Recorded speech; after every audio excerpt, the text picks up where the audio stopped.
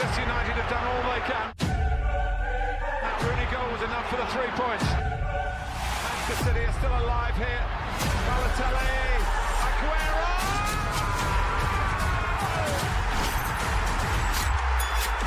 I swear you'll never see anything like this ever again. So watch it, drink it in.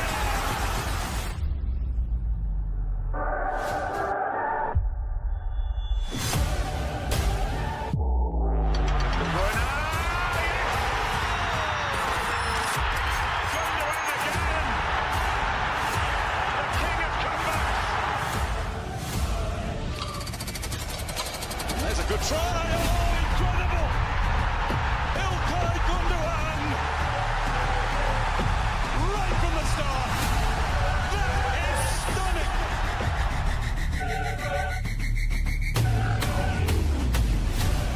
They've done it! They've done it! Manchester City have done it! Once, twice, 3 times the champion! Champions of Europe finally! History made in Istanbul! The treble complete!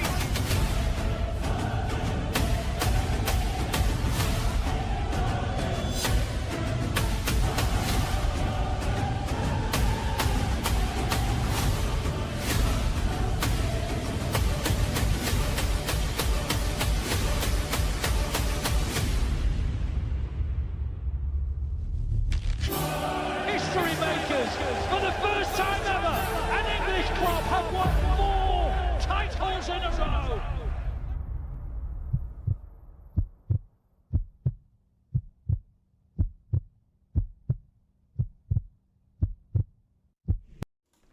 Hello everybody, welcome back to Typical City. Premier League football's back everybody, and the lineup is fucking mental. Everybody's like, oh shit, what's are we doing? What are we doing, man? What are we doing? I'm going west. I really am. I really have been sent that way with this lineup, man. What are we doing, man? Honestly. Can someone explain to me this lineup? Because I am bamboozled. Absolutely bamboozled. I mean, we win, all will be forgotten. Rico Lewis and co. and O'Reilly in the number 10. Like, what? What? And then we win, and then no one cares, and then Enzo Maresca's a genius. That's where I'm going with it. But we've got the news as well. I want to give you this as well, to give you a little bit of juicy news, because I think they've timed this on purpose as well, because I don't know if you can see it. Yeah, it's working good. There you go. Exclusive from Fabrice Hawkins, who broke the news before David Ornstein and Fabrizio Romano today, and that's not the first time he has been on this deal. He has been the man for this deal, Fabrice Hawkins. He's been breaking the Ayoub Buwadi news all summer. All summer he's been ahead of both of those guys, and they've both credited him, in fairness to him, because that transfer beef we've seen. I had some beef last night, it was delicious.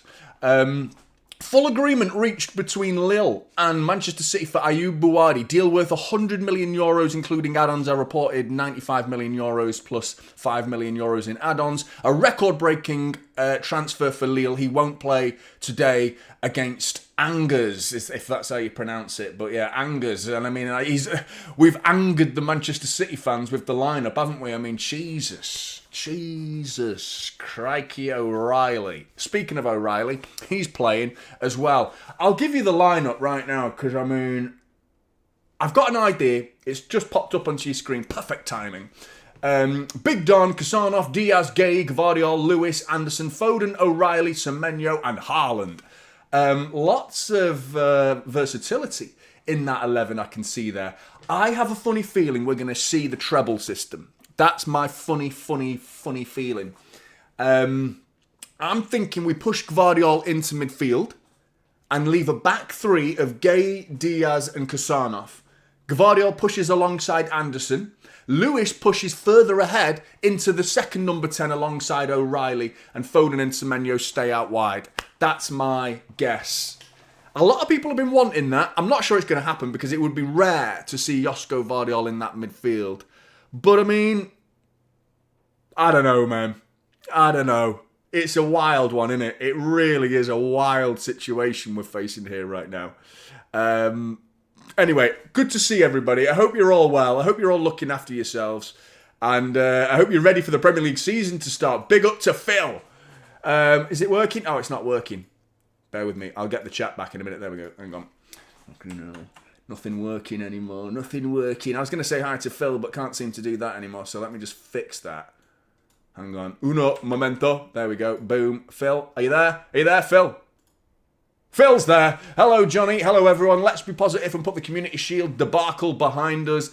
It would be a hull of a shame if we don't get the 3 points. Come on, City. Big up, Phil.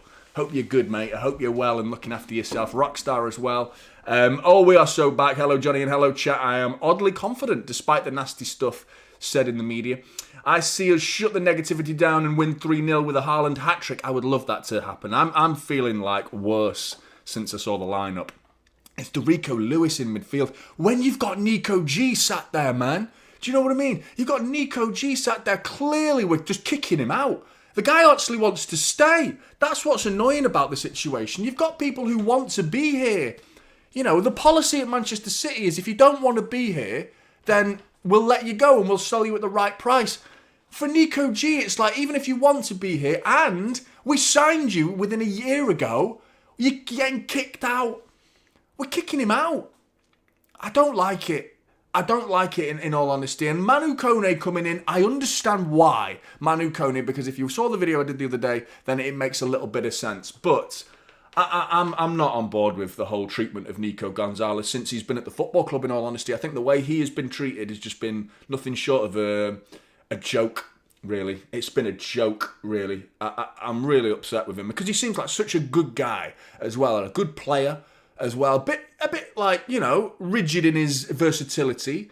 He's not the most, versatile player out there that we've got. He seems not very capable of playing in the 8. That's the main reason we're going for Manu Kone, is my belief. Whether we get him or not, I don't know. But then I asked the question, why are we signing Ayoub Bouadi? Because Ayoub Bouadi doesn't show much versatility in the 8 either. So I'm going against my own video's logic there by suggesting Ayoub Bouadi, what's his versatility?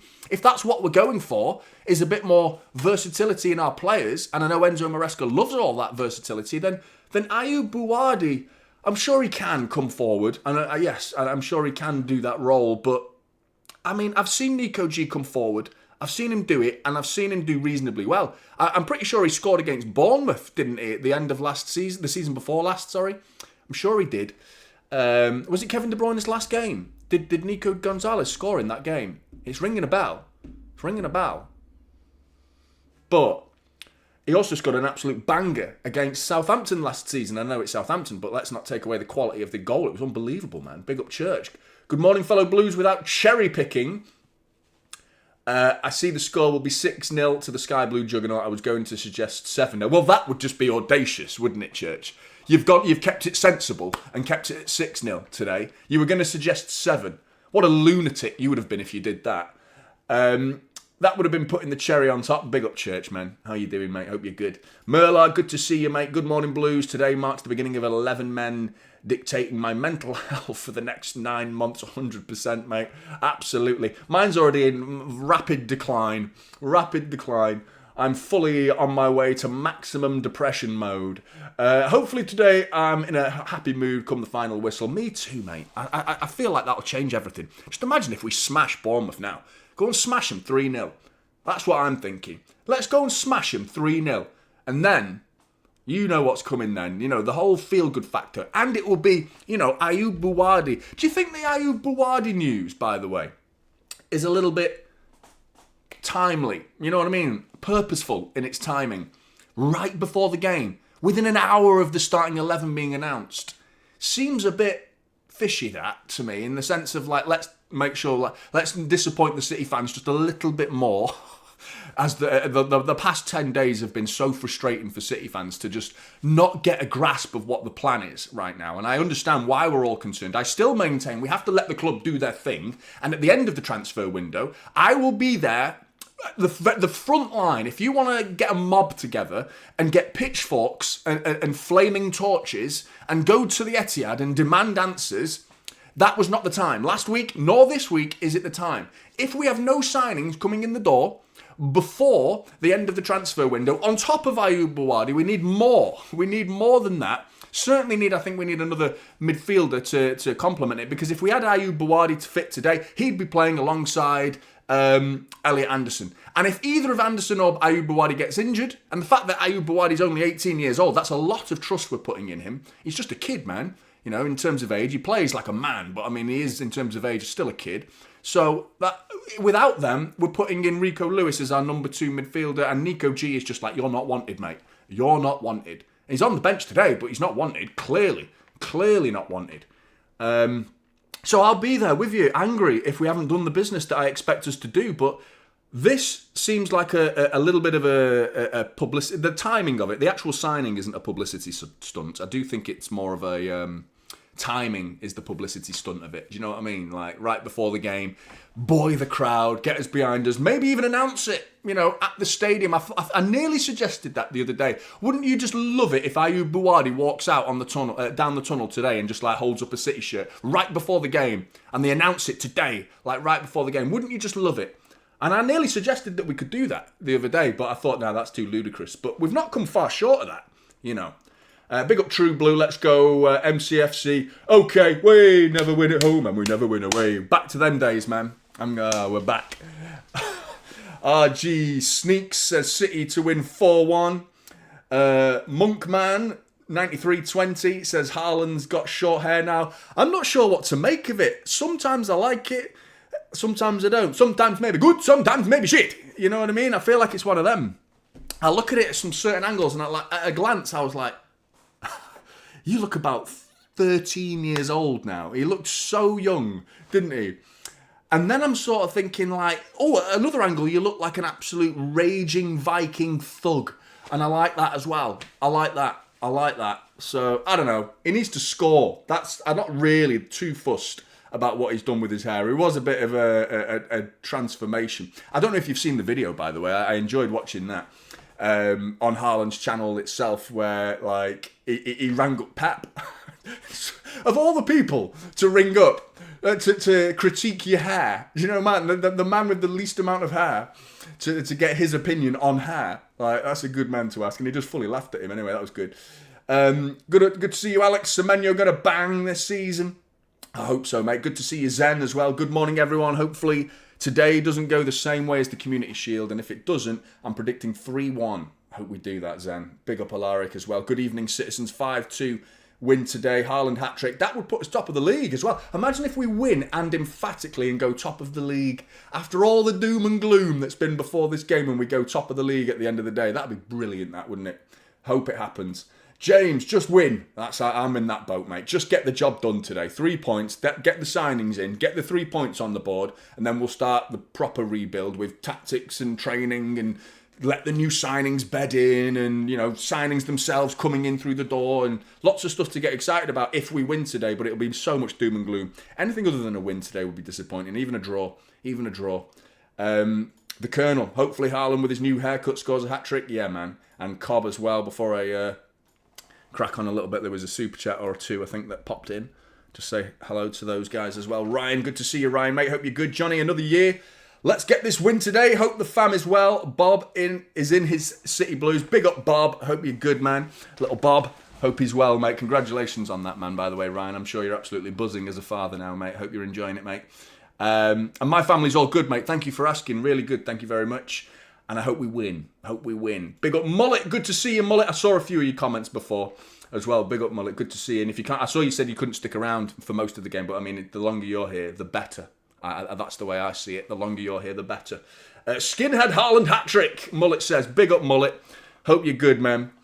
Appreciate the super chat, mate. And Joe, good to see you, Joe. No Cherky. I've not even mentioned that, have I? I've not even mentioned no Cherky. 100%. There are so many things that just like astound me with this lineup. And do you know what? That's a great point as well. There's no Nico G, of course. Maresca started terrible and not even played yet. Let's see if we win. Because if we win, then he's got off to a great start. We can't argue with the results. I understand that there is concern with the lineup. I am 100% there with you with the lineup, by the way.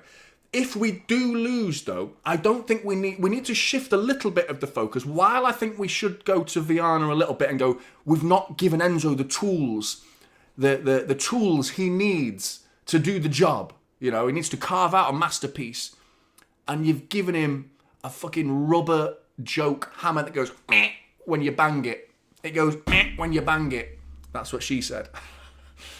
But the point is, like, I think we need to look at Enzo Maresca after the lineup, because it's like, okay, you've not got the signings you want in through the door, but you've got Cherky sat there, right there. Right? Why are you not playing him in the number 10? Why are you not playing him?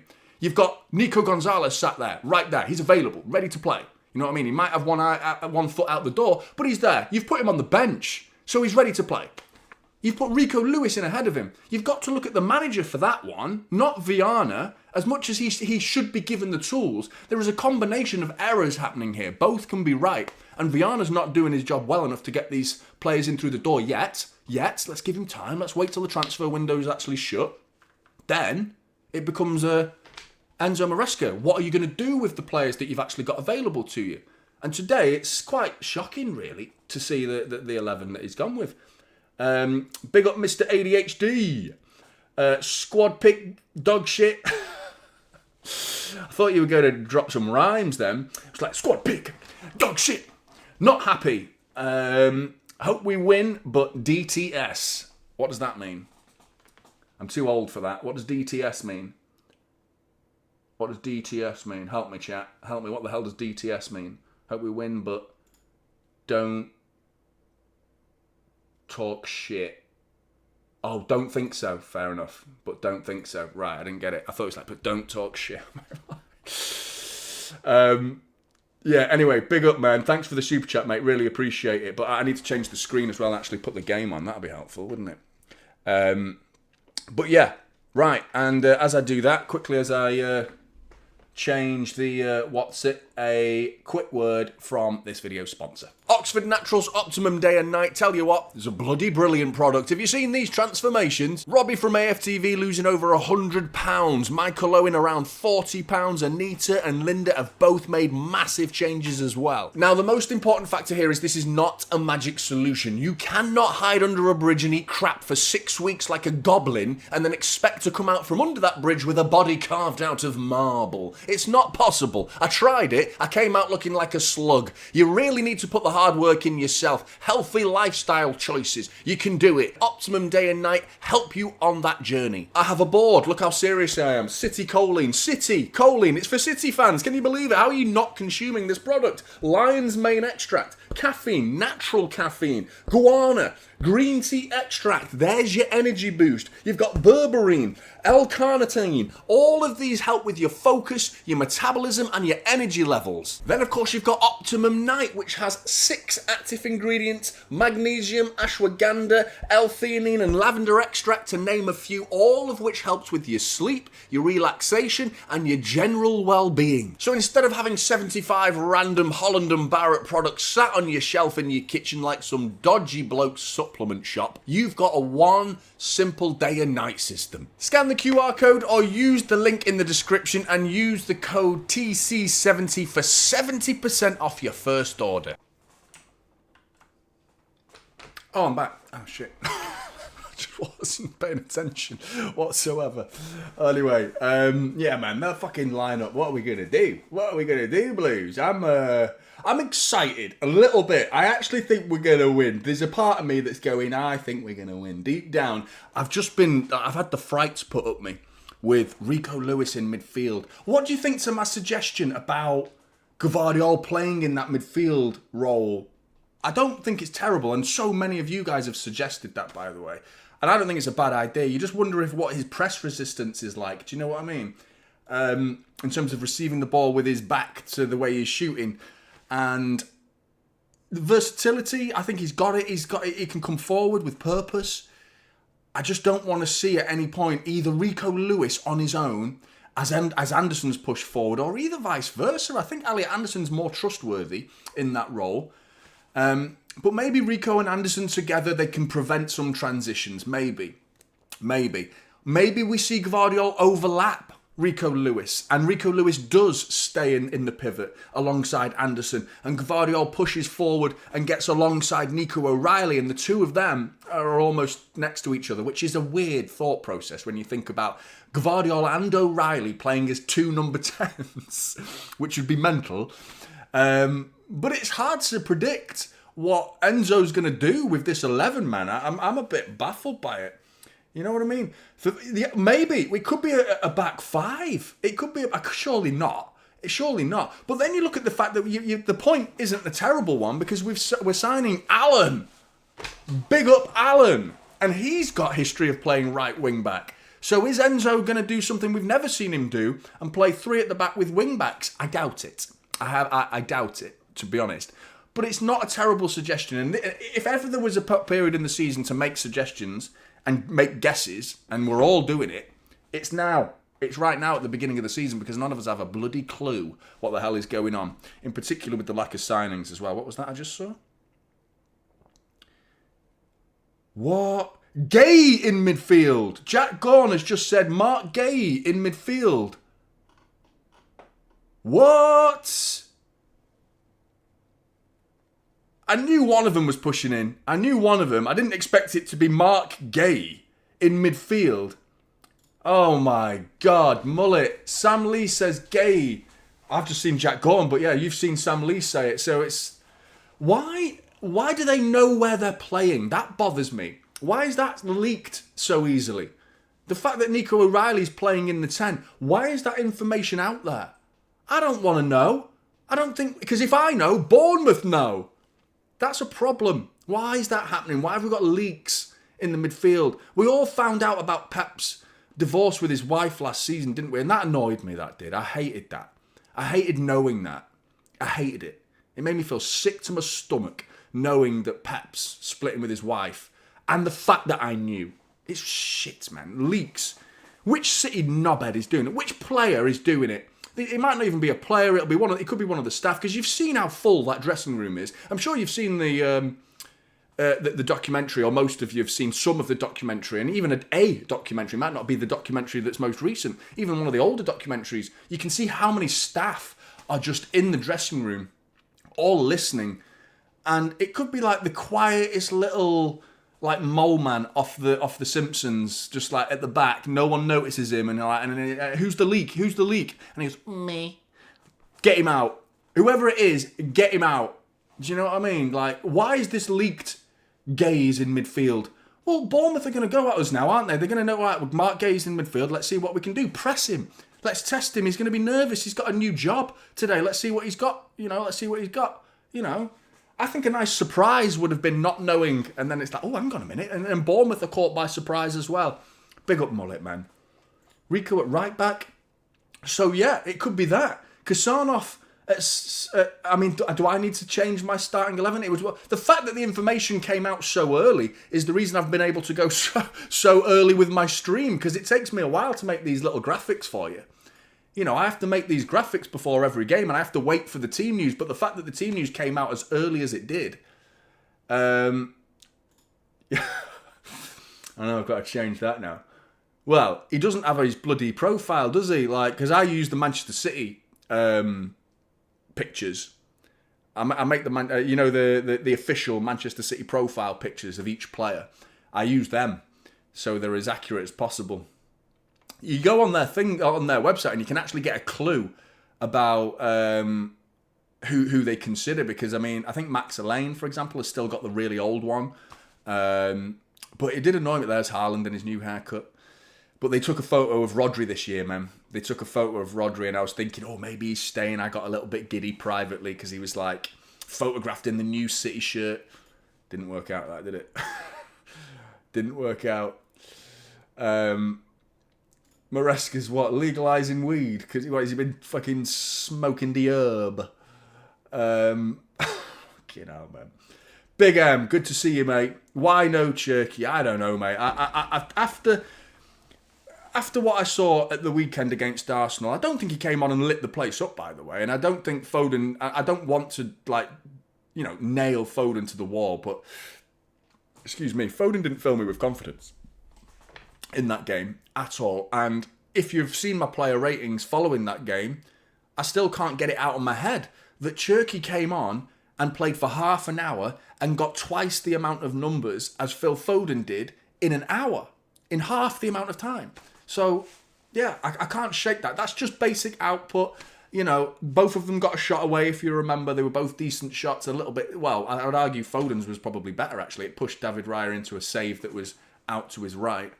One thing that we've not spoken about at all yet, and I don't think I've heard any City fan speak about this in the previews, and I didn't either, and it's just popped into my head as a reason for concern, is Donnarumma. How's he going to play today? Because he was a joke against Arsenal, wasn't he? He was an absolutely bang out of form. Really poor performance from the big man. So I've got one big eye on Donnarumma. It's going to be like absolute eyeball on you, mate. Like, fully. Got one large spherical eyeball on you. Just playing out from the back, what are we going to do with the setup in terms of like alleviating his problems at playing out from the back? Are we going to be asking him to dink it to fullbacks or break lines? And if we do that, then I'm pointing the finger at Enzo Maresca and going, why are you asking, a goalkeeper who doesn't have the capabilities to do that? Why? It makes no sense, But if he's got a plan, great. And Enzo Maresca seems calm. I must give him credit. In his interviews, he seems very calm. And yeah, I don't think that's going to be sustained throughout the season, by the way, because I've looked at Enzo Maresca. If you look at Enzo Maresca's track record at Chelsea, he was a little bit, wild at times. He would genuinely explode, running down the touchline and stuff at Chelsea, if I remember rightly. And some of the match day interviews, post-match and pre-match, they were getting a bit hostile. I like that. It's just when you try to be calm and then you lose it, it stands out more. If you're always volatile, then I think people get used to it a little bit. You know what I mean? Like Roy Keane, he was just always critical and always had something mean to say, to the point where it became funny and you got used to it. Whereas if you're up and down all the time, it's not as easy to predict. But so far, he's kept his cool, seems very happy, and he looks excited. Looks like he's got a game plan. We'll see if it works. Because the results will change his mood one way or the other. They'll consistently keep him happy if we win. And if we start losing, I imagine that calm, personified attitude that he's got right now will switch. And rightly so. Big up Mullet again. No, who this is really shit for, Anderson. I know, you're absolutely right. Debut against bloody, next to Rico Lewis. He's being chucked into a new team and has no clue who he's going to be playing alongside in midfield. Yeah, well, he must know now. But the fact is, it's going to be Gay and Rico Lewis, likely. Yeah, you're right. I thought that before. Not only did I think that from the sense of the 11 he's playing with today, it was also from the sense of when he signed, Rodri was here. You know what I mean? Could have been Reinders or Rodri, and I'm not getting excited about Reinders, by the way. I think selling him actually makes sense. Nico Gonzalez makes a lot less sense to me. But Reinders selling him makes sense because I just don't see the role he has in this team. I still believe it was a silly buy that we all got wrong. I don't think there's anyone really who, when we signed him, looked at him and went, he's going to be shitting.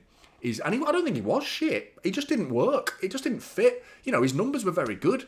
But Reinders, what role did he have? If he's an 8, we've got better players in the 8. Now, in particular, that we've signed Elliot Anderson. And if he was going to play as a 10, you would probably pick Foden and Cherki ahead of him.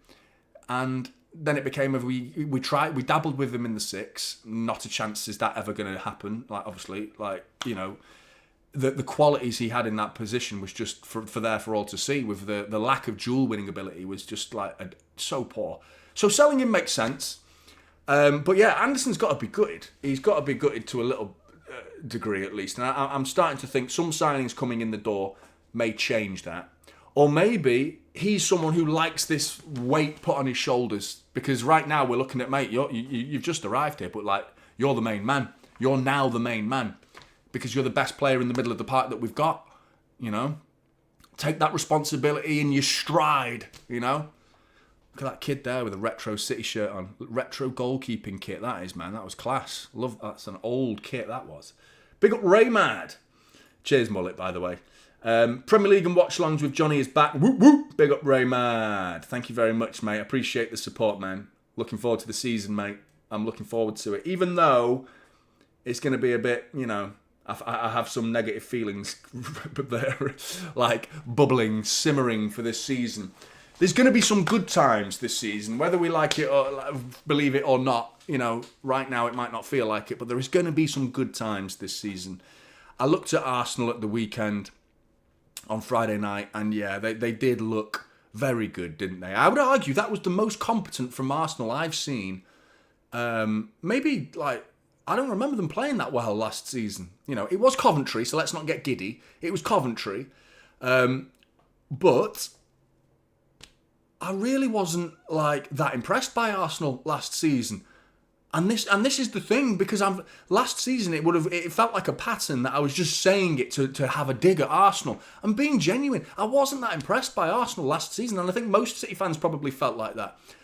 On Friday, I was impressed.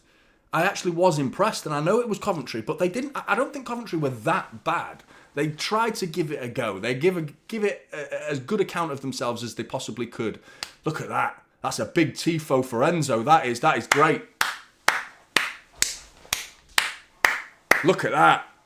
Well done. I'm guessing that's the 1894 group. That is well done, lads. Well done, lads.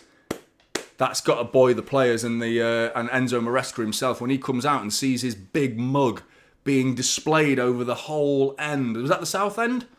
The south stand, was it? I don't know, but that's brilliant to see, man. That's brilliant to see. Bit of support for him, man. Bit of support. I think he needs it. Anyway, what the fuck's he playing at? Playing Rico Lewis. Get him out, for fuck's sake. No, come on, man. I'm sticking by what I said. I still believe we've got silverware in our capabilities this season, mainly because of the squad of players. Even though it's got no Rodri and Stones and Ake, I still think we've got enough firepower to win silverware this season. I think the midfield is clearly the area that we've lost. I think the players that have gone outside of Bernardo Silva and Rodri, I think they were, Stones and Ake and Akanji. I know they're defenders, but I don't think we're weak in that department at all. I think we've got a good set of defenders. I really believe that. I think the goalkeeping, it's up for debate, whether Donnarumma is going to be the man for the job this season. And I think a lot of that falls on Enzo's doorstep in the sense of what are you actually going to ask of him. Midfield is just stands out like a sore thumb how bad it is right now and how poor the actual squad looks in midfield. And the front line, when fit, I think is good. I think it's good. You got goals in there, man. When you lose Marmoush, maybe we need to do something about that. But I heard people say immediately, well, who's going to play up front then? If Haaland's not fit, clearly Semenyo. Clearly. But that puts more danger on the wingers, because if you're moving Semenyo from winger to centre forward when Haaland's not fit, then you need another winger to take Semenyo's place, and we've got a bit of a shortage of them as well. And then McAdoo comes in. The fact that he's already said it's Caden Braithwaite. Who was the other one? What was the other player? What was his name? Was it Sangare? Samba. It was Samba, wasn't it? Samba and McAdoo have been promoted to the first team, which I don't know whether that's trust in them or lack of options and the transfer window's not going well. I don't know. But big up Andy. Yeah, it is wild. I'm so glad Jack Grealish isn't starting. I love the guy, but I mean, if I saw Jack Grealish start, I saw so many City fans saying that he is going to start, and I was like, please, God, no. Because that is a real backward step. Rico Lewis, he's got time to turn his career around, but Jack's career is like, it's winding down, man. His career's like, he's entering those latter stages of his career. Rico Lewis is entering his peak years. These are the years where Rico Lewis needs to make a point. So far, the point has been, very rarely made. He's rarely made that point. He's had a few good games in the City shirt where he's really stood out and played well. In the semi-final against Forest, when he scored that goal in the first few minutes, bang, great goal.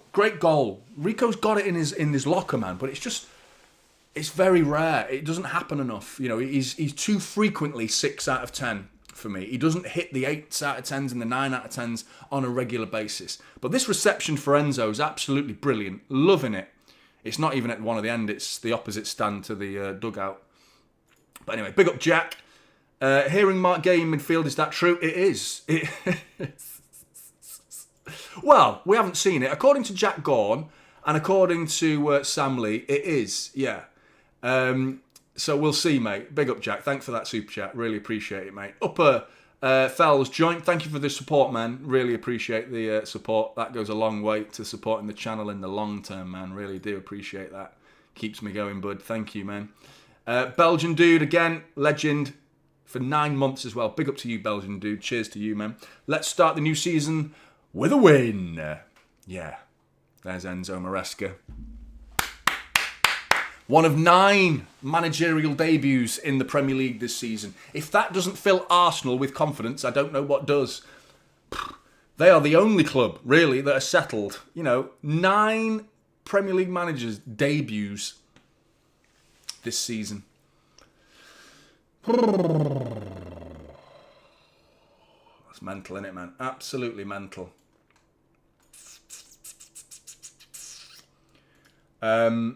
Where's the clock? Give me the clock. Give me the clock. Bum, bum, bum, bum, bum, bum, bum. There it is. Big up Curtis. Keep calm and blame Kyle Walker. Up the fucking Blues. Big up Curtis. Yeah, Kyle Walker, man. I defended him a lot on this channel. My first season on this channel, I was like going in on the City fans that were nailing him. For his performances more than anything, because I felt like he was becoming a bit of a scapegoat for his actual performances in that season. And I still stand by some of the stuff that I said, because I do feel like there were games in that four-peat season and the season after it as well that he was being scapegoated when there were other players that were equally, if not worse, than Kyle Walker. What I saw in the documentary, though, was pretty stunning, really, wasn't it? To know that he genuinely just had an argument and walked away.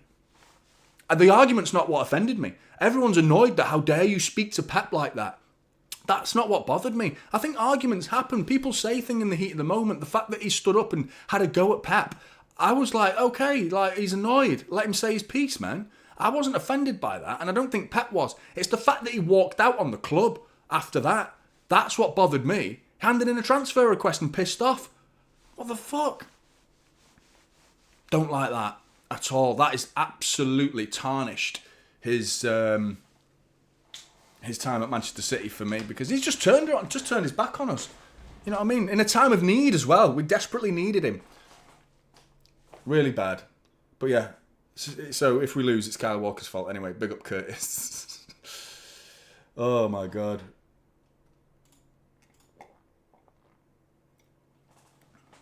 Oh, big up Welsh Wing. Good to see you, mate. Hope you're good. Arsenal fan.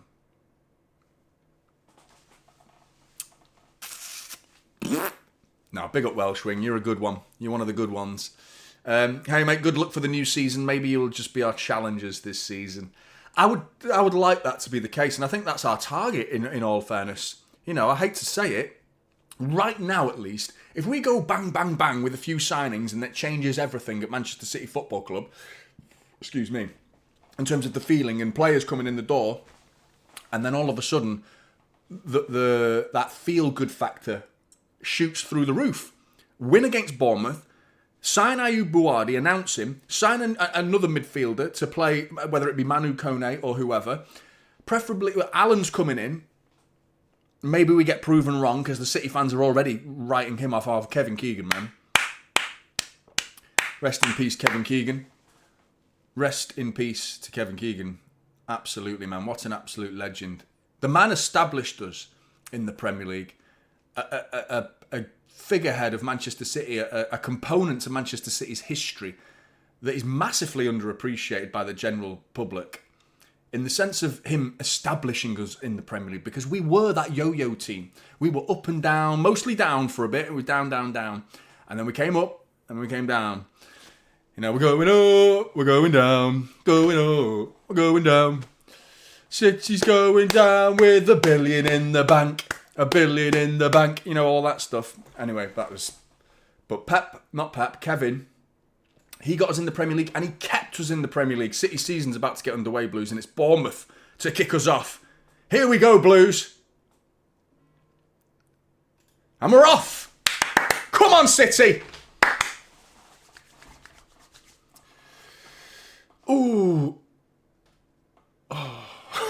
That flicked on immediately. Calafiore 1-0. Fuck off. I thought Evan Nielsen was through then immediately within like 12 seconds. Don't do that to us, lads. Ball fired through to Haaland. Right, we've survived the first 20 seconds. So far, so good. It looks like we are doing the system that was described to us with Mark Gay in midfield, but we've got Ruben Diaz and Kusanov at centre-back. I think Rico Lewis there. Well, he's pushing forward into the channels. Bournemouth are trying to figure out what we're doing. Good touch from Phil Foden here, who's out on the right-hand side, so he looks like he's playing in right wing, so I got that one right, at least. Ruben Diaz back to Kusanov. Back to Big Don. Anyway, big up Welsh Wing. Thanks for the super chat, mate. I'd like to wish you good luck, because I'm not as nice a person as you. I struggle to wish opponents good luck. I can't bring it. I can't bring myself to do it. I wish nothing but pain and suffering for you. No, I'm joking, mate. Not for you personally. I wish you good luck. I wish you good luck for the season. I miss John. Sorry, Welsh Wing. Sorry, mate. Good morning, Jonny. Cheers to the new season. Let's go Blues. We will never see Naipan at the Etihad. Sick shirt, by the way. Thanks, John. Appreciate it, mate. I still believe in him, you know what I mean? But I was a big fan when we signed him. And I still think he's going to, you know, he's got a lot of potential at this football club. But, yeah, seemingly so. He needs more time to cook. He needs more time in the oven. But we'll see. Thanks for the generous super chat, mate. Very kind, John. Bit of pressure here for City to deal with, and we're dealing with it okay. Josko's got the ball down line to Semenyo. Big up Welsh Wing. Why did Keegan resign from City? Ball through here to Haaland. He's had to hold it up, but he's still got hold of it. And he's played the ball into Nico O'Reilly. Nico O'Reilly, can he get through onto the ball? Bollocks, referee. Full of shit. Absolute bollocks decision from the referee. Shoulder to shoulder. Bournemouth player goes down. It would have resulted in Nico O'Reilly probably getting a shot away. Referee's absolutely bottled it and given a free kick to Bournemouth. Bollocks decision immediately from the officials. Bollocks. Good play from City. Shoulder to shoulder. Yeah, maybe there was a little pull actually. Now I've seen it. There was a little pull on like over the other shoulder. So he went this shoulder to shoulder, but then Nico's arm went round here like that and like grabbed his other shoulder and gave it a little bit of a pull. So maybe I take it back. I take it back. Why did Keegan resign? Pretty sure he got... did he resign? I can't remember how it went wrong, but Haaland's through again. He's got players to beat at least, but Manchester City are pouring forward here with players. Haaland through the middle, gets it outside to Foden. Little flick from Foden. Rico's... Oh, what a goal that would have been, but Petrovic has saved it. Rico Lewis nearly gives Manchester City the lead with 3 minutes on the clock. Good play from City. Brilliant flick from Phil Foden. Lovely little bit of ingenuity. Flicks it into Rico Lewis. Love that. Rico, you're thinking with a little bit of finesse. A little dink. I'm not sure it would have been... He's got the space to get it over and back under the bar, though, from there. So going for power, maybe. But he's gone straight through with his laces, and it's come off Petrovic. Corner ball to City, but that was a lovely move. That was a lovely, lovely move.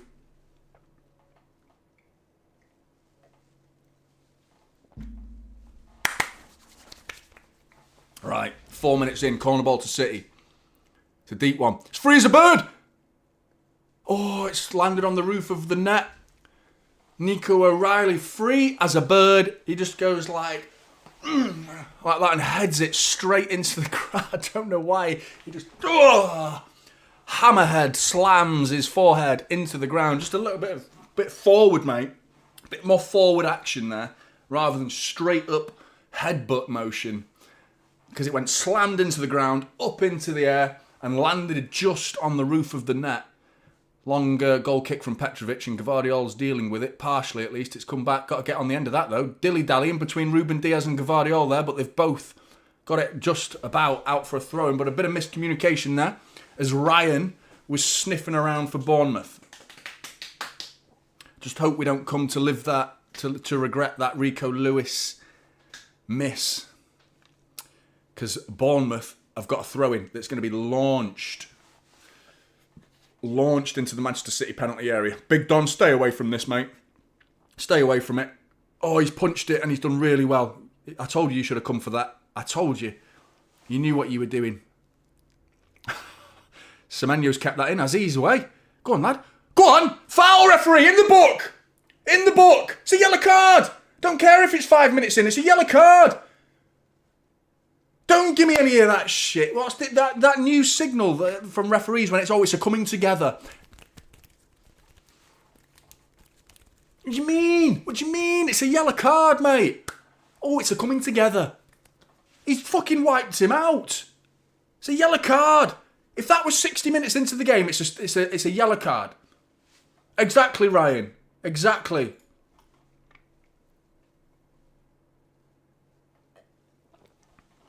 Could have been killed.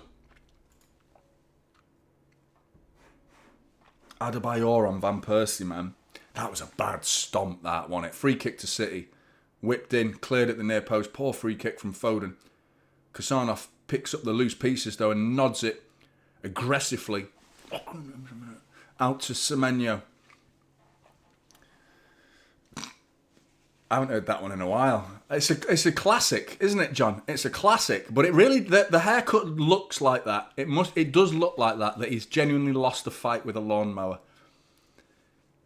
Because it's a bit like there's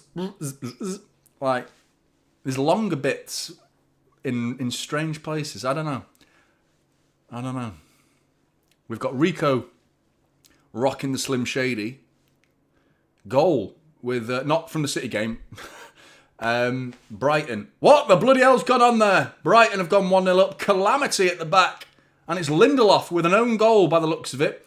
Hit the post and then off his nipples and into the back of the net it goes. We are playing good. We're playing very good, mate. So far, another opportunity to showcase that. Ball to the byline. Haaland at the back post. It's Foden! It's blocked! Oh, we're playing well. We've got to get a goal on the board, though, and then we can calm down a little bit because we've played like this before in the past, haven't we, man, and gone 1-0 down. We've started games like this before where we've been brilliant. Chance. 1-0 down. Come on, lads. Let's get that goal. Mark Gay, man on. That's a foul! Yellow card, man! Mark Gay gets up and doesn't make a meal of it, and Haaland gets into the ear of the referee and says, "What you playing at, you complete twat." That's exactly what he said. Word for word. I'm not even paraphrasing. Switch out here to Semenyo. He's going to keep that in as well. He's done well. I think it hit the back of Smith. Unfortunately lands at the feet of Semenyo, who's did a little bit of a dance. Looked a bit wooden, but still gave his boogie moves a little bit of a move there and gave it a go. Big up Ian. Never thought another man's hair would affect my mental well-being so much. Bournemouth are about to counter-attack on us, and here comes that 1-0 to Bournemouth that I was telling you about. Oh, well done, Elliot Anderson. Brilliant from him. Evan Nielsen was a joke there, to be honest. I don't know why he just dilly-dallied on the ball like that, but Donnarumma trying to find Rico Lewis has given it away, but we've picked up the loose pieces, thankfully, thanks to Mark Gay. Not where you going, Rico? Well done. Foul?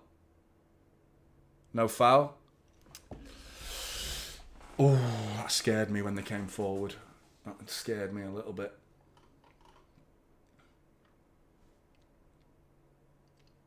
Come on, Ryan. Good to see you, Alfie. I'm glad you're new. Hope you're enjoying yourself, mate. I'm great. And I hope you are too, mate.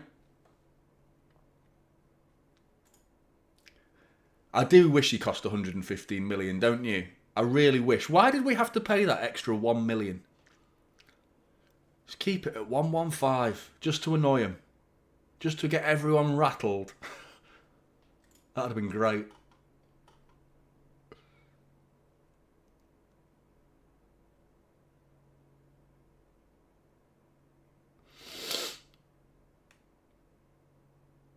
Rico's not, probably should have done better with that effort. I think he could have either, slid it along the floor, cut it back, or gone for a dink. All three of those options for the effort that he did would have been better than going for, height, power, that gets that sort of height off the ground. You know what I mean? Where it's, very savable height for the keeper.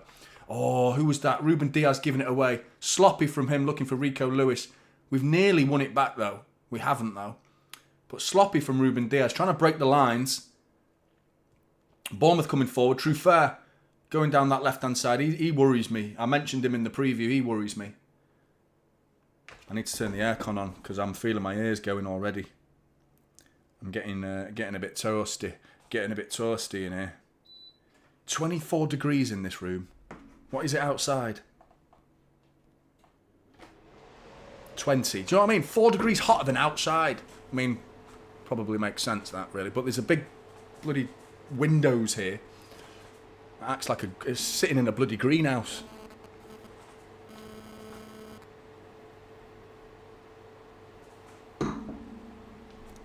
Good tracking from Phil Foden there. Good to see. Because Truffert was in. You got to wonder where our right back was in that position. But thankfully Phil Foden was switched on there. Because Truffert was going on the overlap. And it was tracked. The run was tracked very well by Foden. Oh, Mark Gay. Ho ho! See that?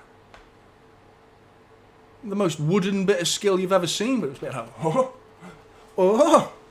Bit of shimmy ya, shimmy yay. Straight out of the Doku playbook.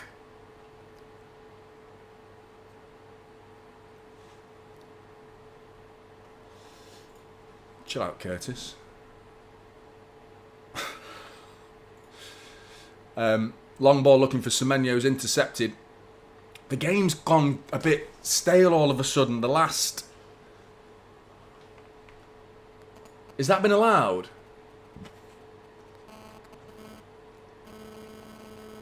Surely they get, like, stopped.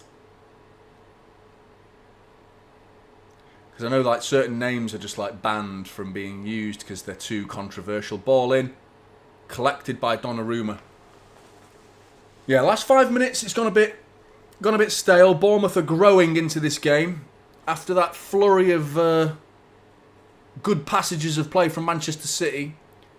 We haven't been able to replicate that since, but here's an opportunity for Nico O'Reilly to power his way down that left-hand side, and he's not getting stopped either. He keeps going, all the way to the byline. Nico O'Reilly! Oh, Haaland, how have you missed it? Don't be cutting your hair, mate. I can't believe it. If he had a haircut, that would have been fine. It's because he's got no hair. He didn't get the head. His head feels lighter. He needed a bit of weight on his head. He doesn't realise how much neck muscles he's actually got. And with all that hair gone, he's just gone fucking missed it. Fucking hell. What a run from Nico O'Reilly. And he's holding his leg. You hope he's all right. What a run that was from Nico O'Reilly. How's Haaland not even connected with that?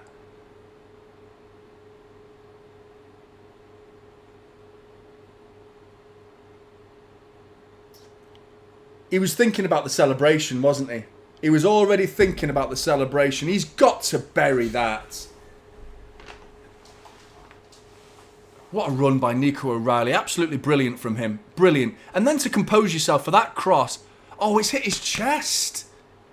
Why is he not throwing himself lower at that? It's hit his chest. Oh, it's awkward. I'll give him benefit of the doubt, and I'm not a big fan of giving people benefit of the doubt. It's not for me. Oh, Bournemouth are in. Saved by Donnarumma.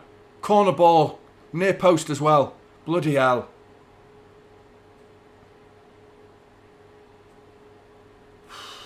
Big up, Martin. Hope you're good, man. Good to see you, mate. Hope you're well. Hope you're looking after yourself. Enjoying the game? Should be winning, mate. Should be bloody winning. Big up Isa. Somebody get this man a wig. Imagine an emergency wig transplant at half-time. Substitution at half-time is number 9, Haaland's lack of hair, is number 9, Haaland more hair. Near post. Jesus, that was a corner that worried me. They've kept it alive as well, Bournemouth. Tavernier with a deep cross, very deep. Antonio Silva, new debut signing, nods it out for a goal kick to Manchester City. I don't know, mate. Is everything all good?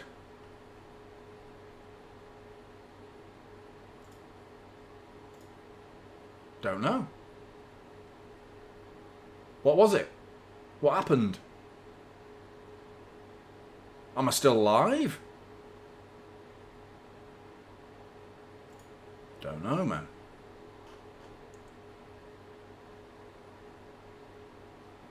I'll watch it back later.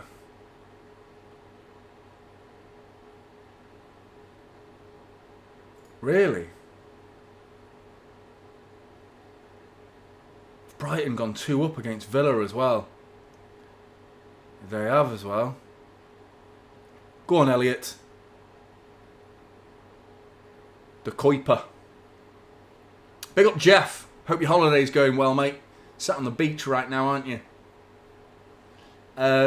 Season starts now. City need to start strong. Going to be a big season one way or another. Cheers from me on holiday. Semenyo first goal, 33rd minute. The specificity. Is that a word? Is that a word? Because I think I pulled that right out my arse then. Specificity. I think that might be a word. Might have to double check that.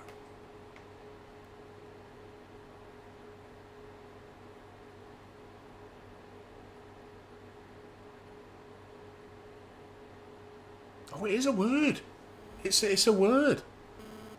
Your brain's got stuff in it, hasn't it? Your brain's got stuff in it that you don't even know it's got in it. I don't think I've ever heard anyone say that in my life. I must have done at some point. Dug that one out, didn't I?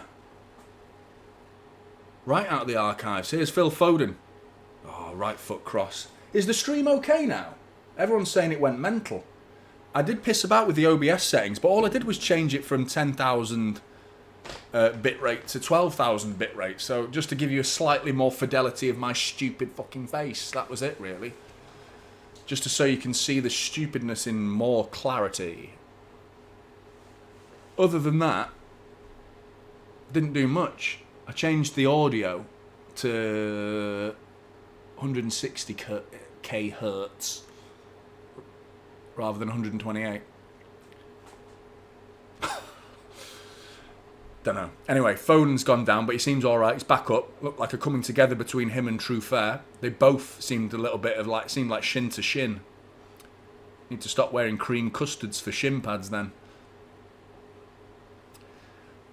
Oh, Petrovic! Half punched. Rico Lewis has gone down. What happened there? What? Free kick to Bournemouth. It was Clivert and Rico coming together there. Your brain's got stuff in it. It's true. It's very true. Specificity is one of them. I should probably specify the specificity. Specifically where I specified that information. Big up mullet. Premier League's back, everybody. Mental. Could do with a goal though, couldn't we?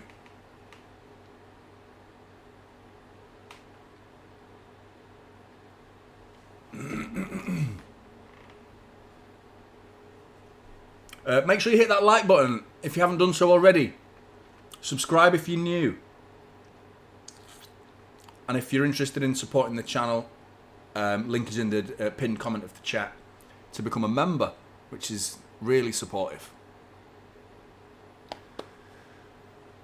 But I've been all right with this performance so far. I'm pleased with what I'm seeing. A little bit, you know, it's becoming more of a 50-50 game, but still closer to City, really. I think, you know, we've been mostly in control.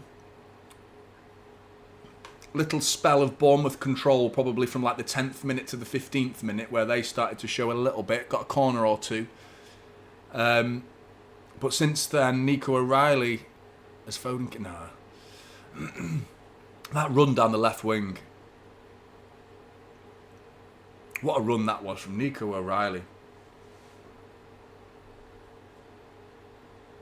I'd go with Wharton, mate. I'd go with Wharton. He played yesterday, didn't he? It doesn't sound like it's happening. I think City needs to come in with an absolutely mega bid to get that ball rolling at such a late stage of the season as well. The ball's broken here. Can Haaland get on the end of that? Nico O'Reilly tried to find Haaland and not for the first time in this game as well. And it was a difficult ball for him to get right, and it was cleared by Bournemouth, but Ryan has gone down injured for Bournemouth. Looks in pain. But in answer to your question, Blue Moon fans, I'd go with Adam Wharton, really, for what's out there in a realistic sense, because I think realistic in the sense of it would be, he would say yes to Manchester City in that sense. Do you know what I mean? Like, there are players out there that we would find, you know, not too many, but there are some players that I would like to go for, like João Neves. That, I mean, how are you going to get him out of PSG?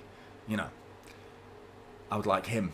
That would be my number one. But first of all, paying for him, and second of all, getting him to say yes. Why? Like, it would be a downward step from PSG. Let's be honest about it, because PSG are on fire right now, best team in the world.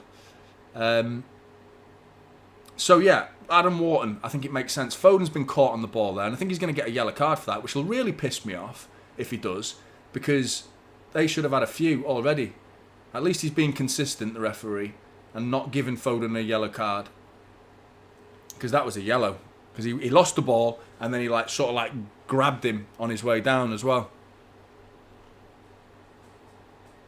Good to see you, SRP. We're playing okay, mate. We're playing okay. We've had 72% possession. We've had 4 shots, 1 on target, and 7 touches in the opposition box. They've had 1 in all other departments and 28% possession. So that's a decent reflection of the fact that we're playing better than they are. But we need to make it count now, don't we? We need to get them goals in, man.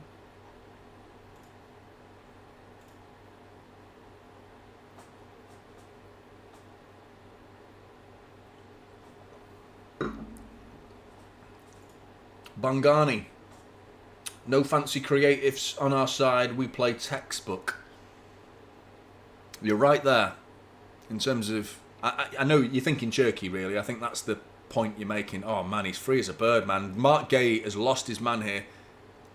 Cut back. Elliot Anderson's there. Don't lose it there, lad. Well done. I thought you'd just clear your lines, but he decided to take a touch and did well.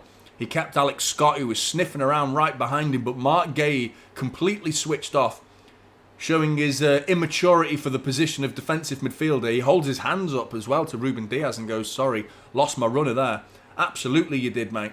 Tavernier just, I think it was Cliver actually, sorry, who just ghosted him behind him, inside right channel.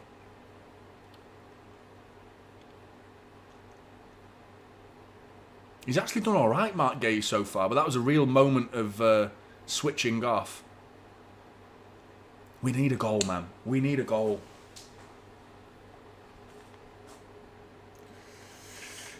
Big up Liam. Thanks for the super chat, mate.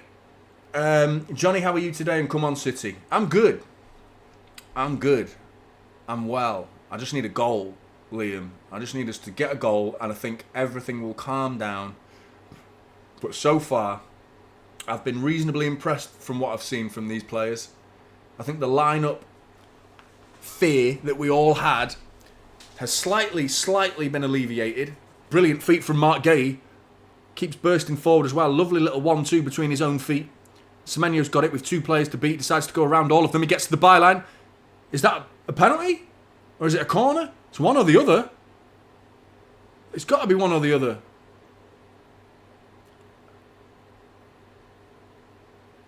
What? What's he giving here? Is it a goal kick? Well, it's a corner.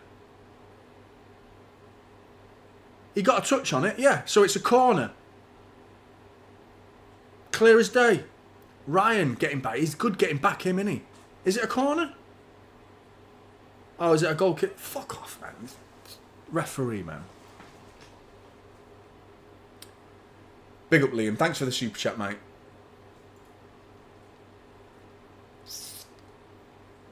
Disappointing from the referee there.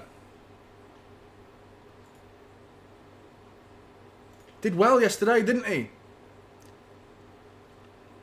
He did well indeed. I don't think we're getting him, though. If we're going for Alan, then clearly... I don't want to call him Alan. It's not fun. I want to call him Alan. But if we're getting Alan, I can't see us going for Ndiaye as well. I think we need another midfielder. Surely it's not Buwadi and that's it, though. Bournemouth are in. Space outside on the right as well. Evan Nielsen has crossed. No fucking way, it's 1-0. Fuck's sake, City!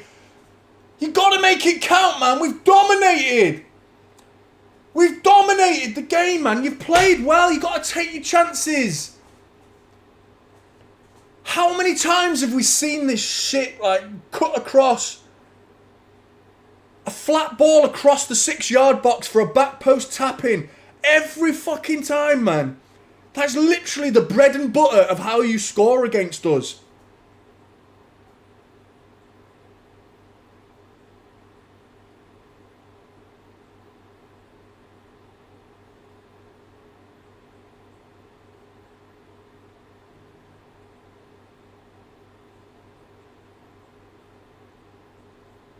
No offside. Poor. You're looking at Kusanov because he's committed and got it wrong. He's gone for the man and not the ball. There for me. In a situation where he's focused on the man in front of him rather than concentrating on the ball. He's gone to just nudge the man and forgot about Ryan going around the other side of him. Nothing Donnarumma can do about that. A back post tap-in from absolutely nothing. Bournemouth go 1-0 up. You got to look at Kusanov at that one.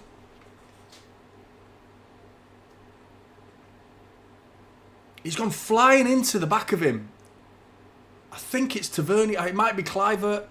Might be Evan Nielsen. I think it might have been Evan Nielsen. He's gone into the back of him. He's knocked him off the ball. So he thinks he's done his job. But Ryan's just going past him. And because he's so focused on beating the man and not the ball's gone past him. And Ryan gets on the end of it. He brings in Kluivert, who squares it. Oh, fucking hell, lads. And we should have had a corner. You're absolutely right. You're absolutely right. It's come from that bullshit as well. Semenyo's gone down.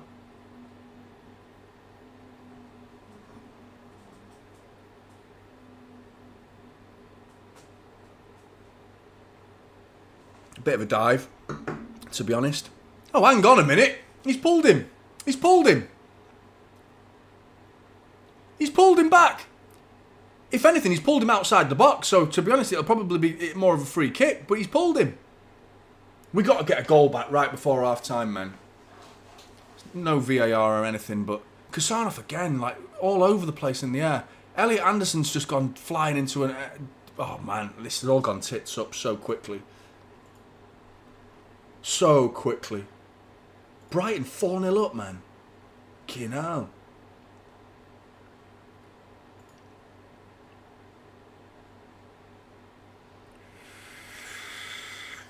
We need an equaliser before half-time. Big time.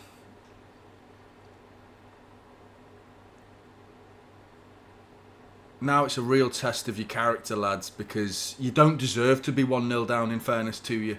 You haven't played badly at all. Fucking hell, ref! How many times? Get him booked! Evan Nielsen just flat... Yeah, get him fucking booked! If you're going to stop the game, you book him. Why are you letting that go, man? Why are you letting that go? Ruben Diaz coming over and having a word with the referee. And the referee wants to have more of a word with Ruben Diaz. Because he's annoyed that you've not booked him. He's right. Big up, Thoth. Why are we so shit? I'm not a hater, but damn. I don't think we've been shit, mate. I don't think we've played badly at all. It's just come out of nowhere. I don't think we've been hard done by. It's just frustrating because... This is the Premier League though, isn't it, man? You can't be playing like as well as we've played and not punishing the opposition. Rico Lewis, go on, get an equaliser. Mark Gay holds it up. No, fucking hell, man. Right, this is no yellow card half, lads. Right, we're all in agreement now. There's no yellow cards in the first half. That's allowed. That's the rules. So go snap someone. Go and snap someone because there is no yellow cards in the first half. This referee's letting everything go. Letting everything go, man. Big up, Thoth. 9 months membership. Really appreciate that, mate. Bloody Brighton, 4-0 up. Top of the league. Villa, what is going on with them?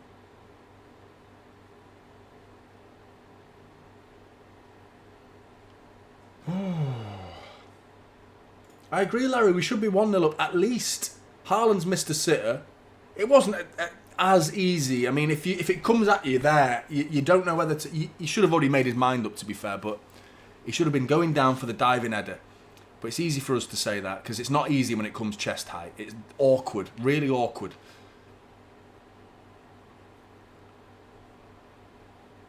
But the Rico Lewis one in the 3rd minute as well, that was the best opportunity for me of the game. Because that's like clear shot on goal. Without worrying about having the ball under your control. You're getting a clear strike at the ball. Good switch there to Foden. Come on, lads. Still 15 minutes to go before half time. Foden's ball in is not good enough. But Elliot Anderson wins it back and then loses it. Well, never really won it back to begin with, to be honest. Intercept that. That's yours. Man on Kasanov. Fuck's sake. Big up here. Elise contract ends 2029. If we come promising top 2 through the season, changes to bring him in 2027. I doubt it, mate. I doubt it. Why would he want to come join us right now? We've got to be showing more than what we've shown. You've got to win that, Josko. He's in a foot race, and he's won it. He's done really well. He was actually losing the race, but he won the battle because he slid in and got his body in the way. And now he charges forward, gallivanting like a beautiful gazelle, just galloping forward. Yeah, I can't see us attracting top-level players like that right now because the club's in too much disarray. You know, we need to start, like, lowering the tier of talent we're going for is probably a tier lower than that, unfortunately. I think we can bring in top British talent. But I think, you know, foreign talent, they need a bigger pull factor to what City are offering right now. As a club, as a stable club. It's because it's like, well, Pep's just gone. You've got charges.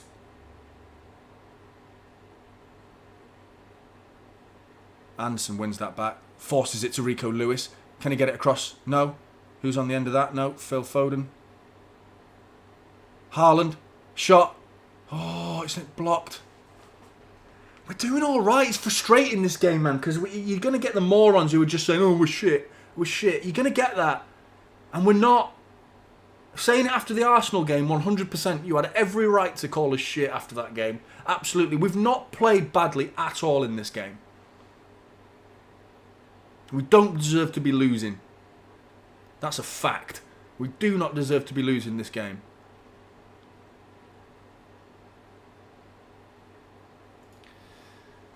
They're coming to take me away.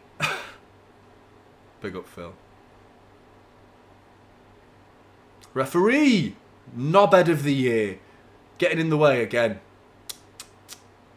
Book him.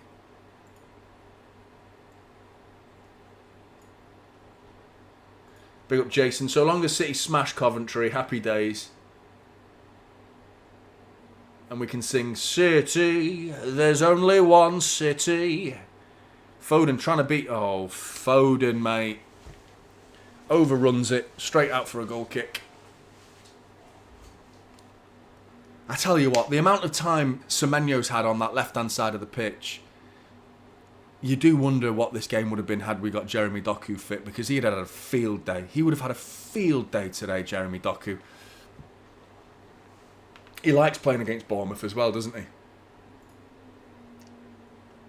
Pretty sure it was them he got 5 assists against. Unbelievable, man. Unbelievable.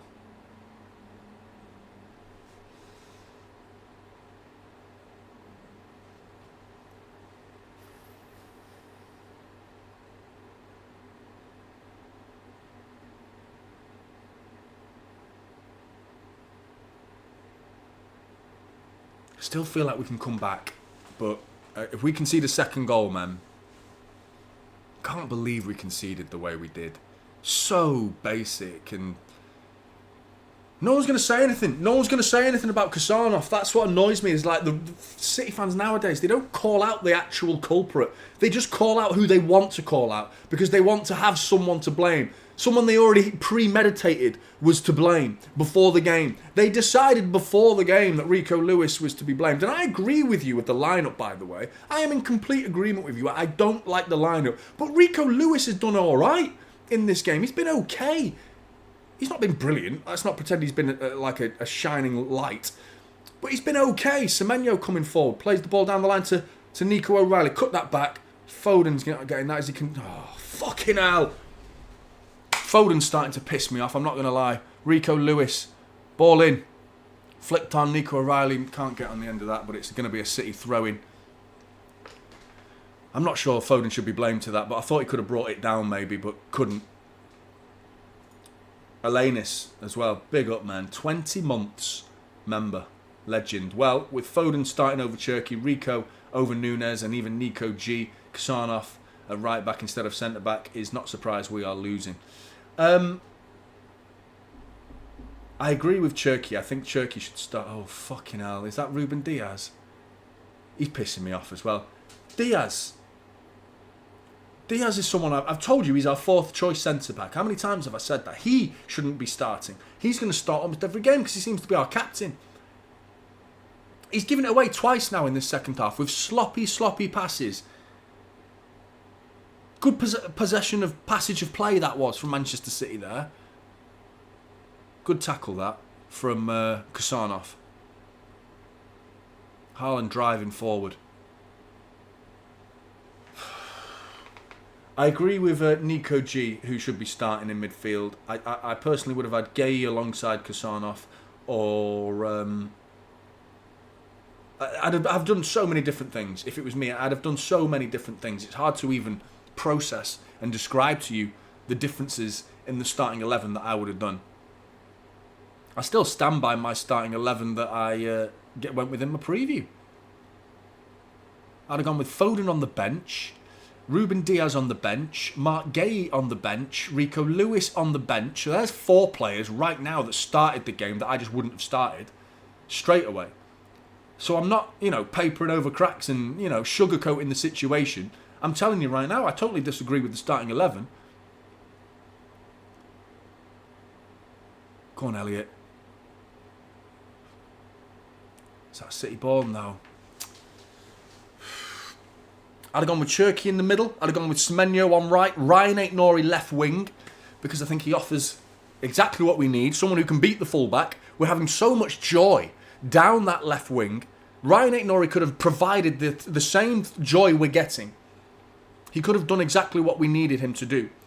And we're doing it with Semenyo. But Semenyo could have done the same thing on the right side. So we could have had a 2-pronged attack. Foden's not beating his fullback. He's just running it out.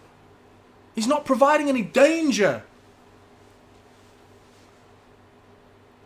Mark Gay in midfield. Nico Gonzalez is sat right there. Why are you not playing him? Diaz, not good enough. He's given it away twice in this game so far. Kasanoff is actually to blame for the goal, but I would have started him anyway. Ball in. Haaland! It's saved by Petrovic.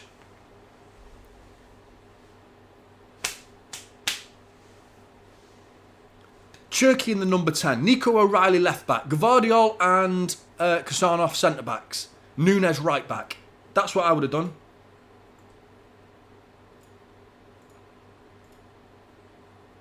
Fucking hell, lads. Corner in. Who was that? Was that Foden corner? Because it was fucking dire, man. Near post. Cleared with ease. Here come the transition from Bournemouth. From a stupid corner. Given away. Switched. Bournemouth. Shot! Fucking hell! Fuck's sake, Foden, man. You just get the corner in. A fucking accurate delivery. Fucking hell, lads. It's pissing me off watching this. They so nearly went 2-0 up from our own corner. I think Donnarumma had... Well, did he have it covered? That was so close. That was close to being 2-0 Bournemouth. And it's a Phil Foden corner that was tame as shit. Near post, cleared at the near post. There was about 3 Bournemouth defenders that were waiting to clear that. Nowhere near what the game plan was. Every City player went to the back post and he drills it in at the near post. We're done. I don't give a shit if he's a Manc. If you're a Mancunian watching this saying, how dare he say this about Phil Foden? Phil. Fuck off, man. It's City. He can't give a guy 3 fucking years. Donnarumma with another save, 1-on-1. Fucking down to his left-hand side. Apparently he can't save down to that left-hand side. Well, he just did. Fucking hell.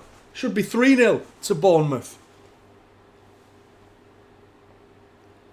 I'm fucking sick of it, man. I'm really sick of 2 years we've given Phil Foden the benefit of the doubt. This is your year, Foden. You absolutely have to deliver. You have to turn up this season. I'm sorry, this whole protection because he's one of our own. I don't care. He's just not good enough right now. And how on earth is he getting a contract extension? Can someone explain to me the contract extension? Fine, you want to play him, you want to give him another chance, a third chance, not a second chance, a third chance. Because this is his 3rd season now, playing at this level that is just nowhere near good enough. And he's been given an opportunity to start every game. While Ryan Cherky, who's done absolutely nothing wrong and almost always delivers when he's on the football pitch, is sat on the bench. Explain it to me. Hank, Jonny, here's to a great season. Big up, Hank. This ref is the same knobhead who we suffered through in January win with a 1-1 draw with Sunderland. How is Lewis starting and not Nunes? I don't know, mate. Hank, Tim and Terry, big up to you, mate. I just want all of them to turn it on now. Go on, Foden. Out to Semenyo. Go on, lad. Hit it. Lovely. Oh! He just didn't drag it far enough to get the shot away. He needed to take another touch. Right now, I'm sitting at 1-0 at half-time because I'm starting to worry about the transitions because they've already threatened us twice to make it worse than 1-0.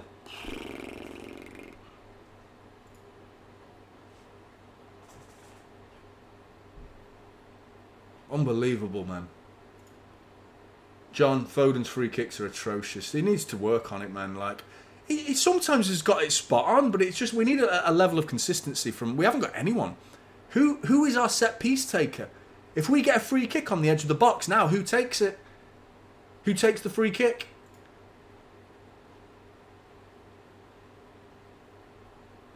He's on the bench. The best candidate's probably on the bench, and I'd probably go with Cherky.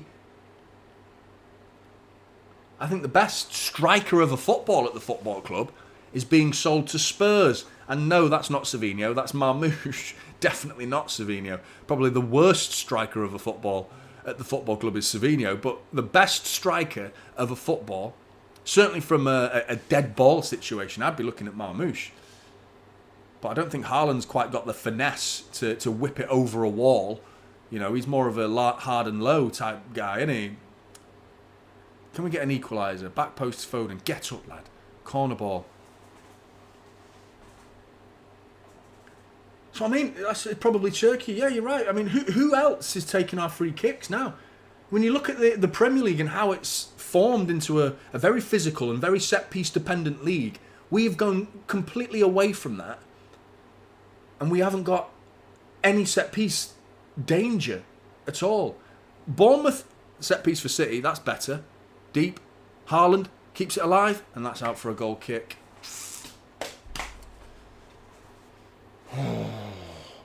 Bournemouth last season were the worst team at defending set pieces, by the way. The worst team. The worst. And if you can't cross the ball accurately and put them under pressure, then you are not taking advantage of their weak spot.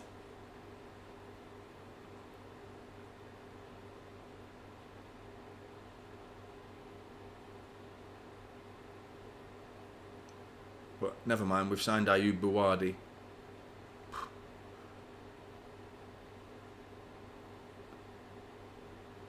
It's bobbling around in there. The referee seems to be letting all this go. Mark Gay steps in. Go on, get it under control, lads. Get it under control. Free kick to City. Oh, it's kicking off. It's all kicked off. It's kicking off. I can have it. I'm up for it. I'm up for it. Someone's gone down.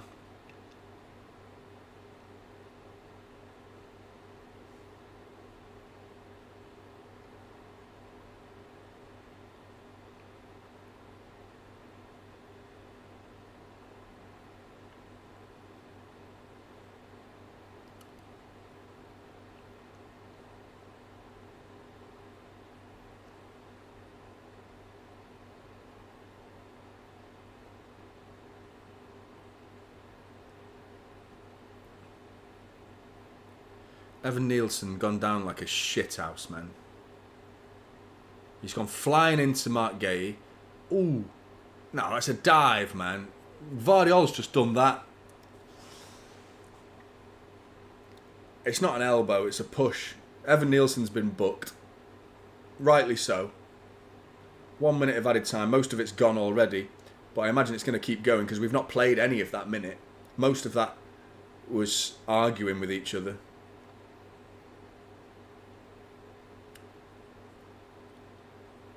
Fucking hell, man.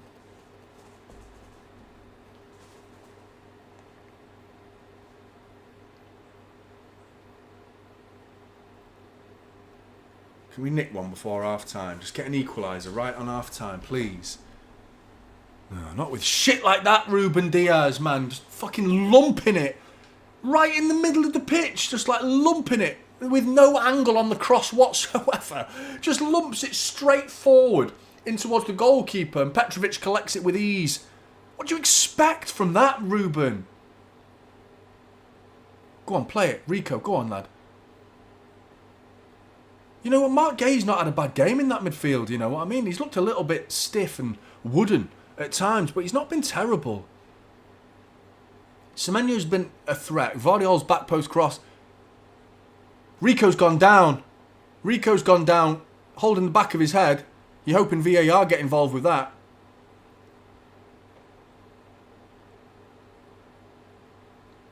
They're looking at something.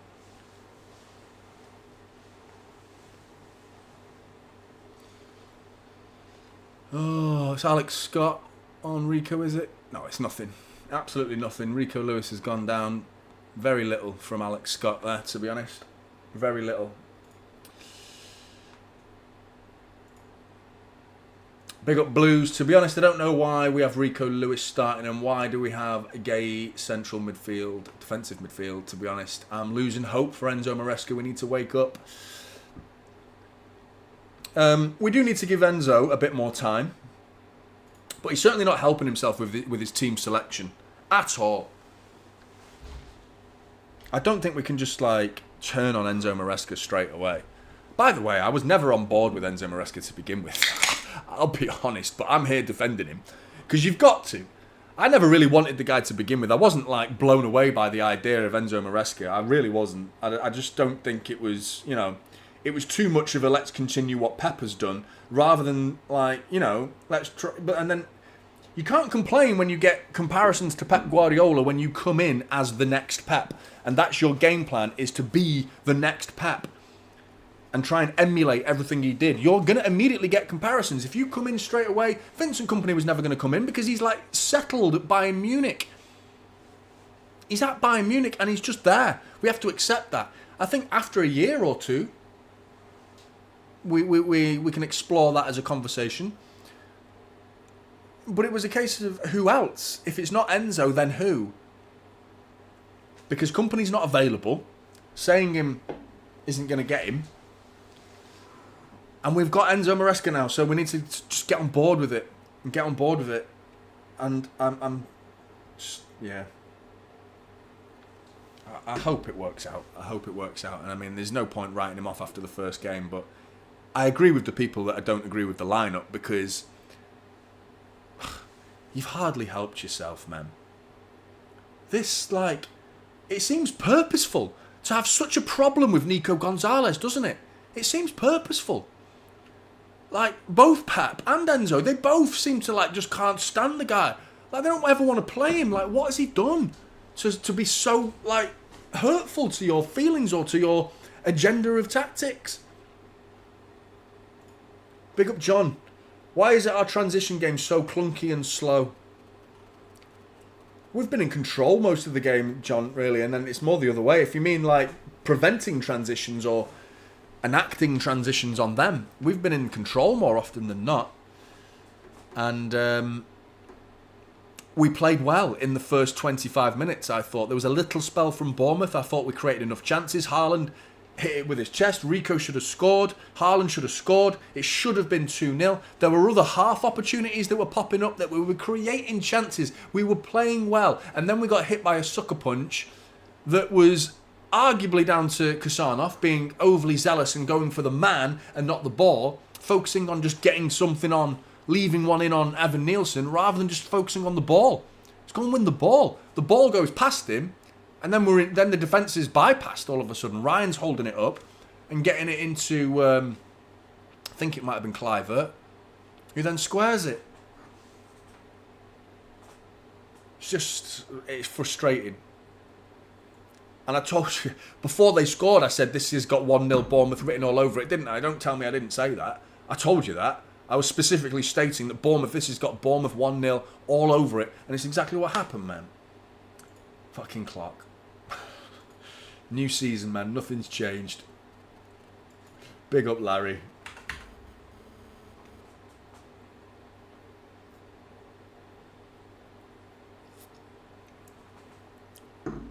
I don't think Gay's been bad, you know. He's been alright, hasn't he?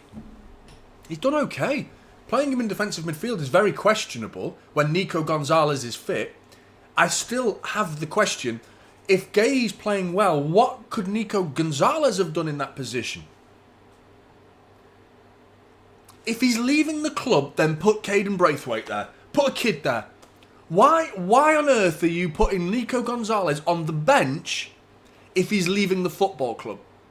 If he's leaving and that's why he's on the bench, then don't even put him on the bench. Just, you're not in the squad today. Go and chill out and get ready for your move.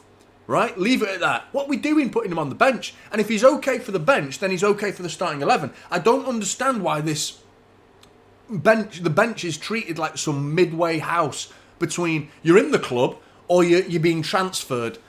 Bollocks, man. If he's on the bench, play him. He's a professional. He's openly stated that he wants to fight for the cause. He wants to fight for Manchester City and prove his worth. Give him the chance to do it. And I agree with what you're saying. Mark Gay's not played badly. He's not.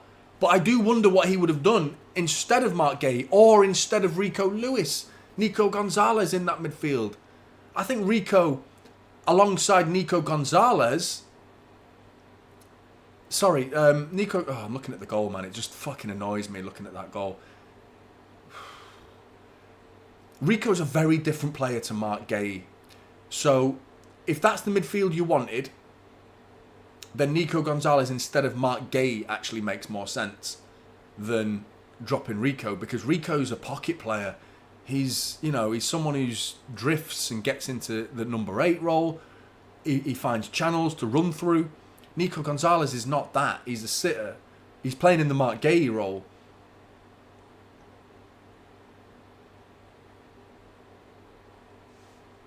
Fucking hell, man. I'm fuming.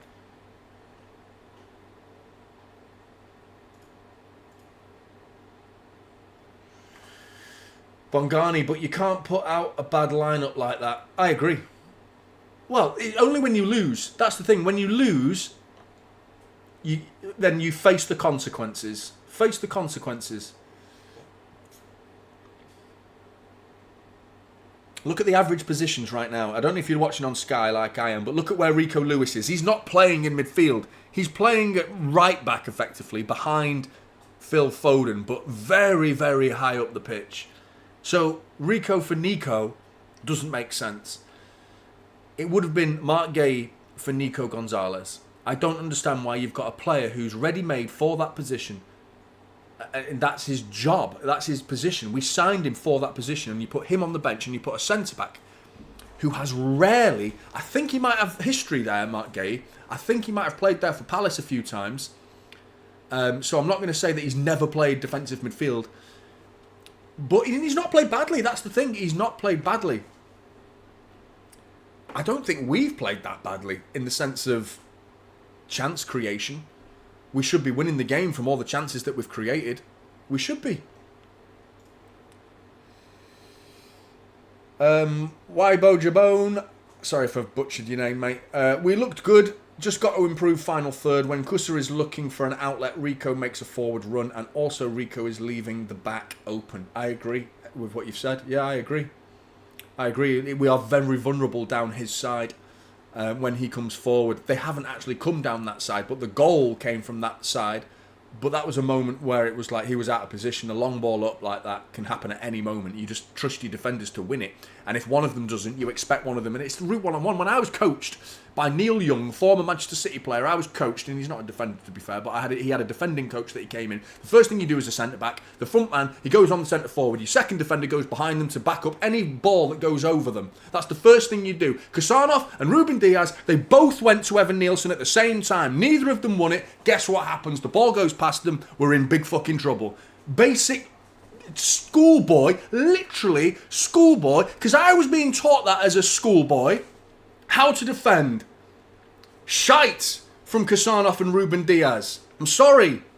That's what's cost us. That's why we're 1-0 down. I don't want to hear Rico Lewis being blamed for the result. The lineup, I get it. I agree with you. But for the reason they went 1-0 up is nothing to do with Rico Lewis. Nothing to do with Rico Lewis. Kassanov's got to win it, and if he doesn't, you get back up off Ruben. One or the other, or let Ruben go in, and that just fucking shit, man. Vasco, 25 minutes of good intensity, and that's it. Yeah, I think the first 25 minutes was good. This will get us nowhere. There's no point of running for the sake of it. If football is played with your mind. Yeah, I agree with your first point, mate. I thought the first 25 minutes was good. I thought it was. I think we need to improve.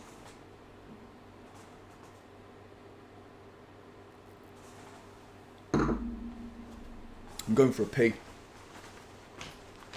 Big up to everyone in the chat. Thanks for tuning in to Typical City. Hit that like button if you haven't done so already. And subscribe if you're new. I'm devastated, man. I'll be back in a minute. Come on, City. Second half. Let's turn it round. Fucking hell, lads.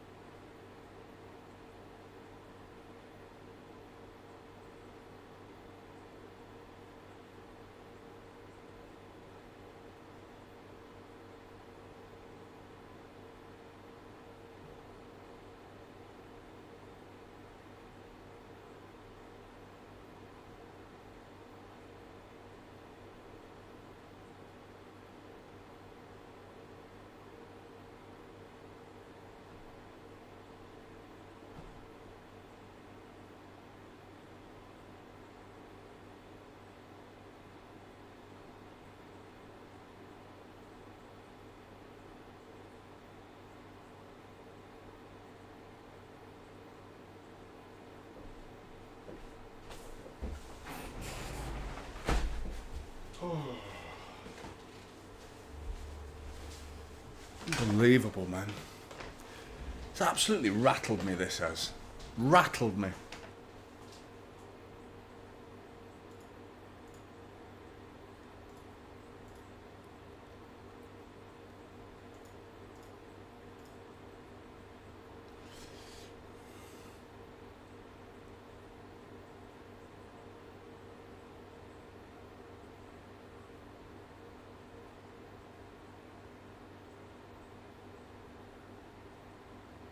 Brighton, absolutely pumping Villa, by the way. Unbelievable.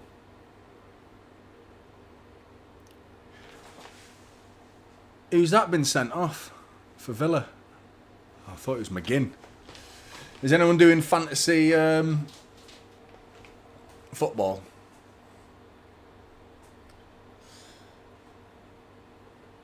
I forgot. I made my team and then I had changes I wanted to make and then I forgot to do it. So I'm tempted to play my wild card already. Big up looks serious, man. I agree Kusanov overcommitted, but there was no immediate danger after that. City still had cover.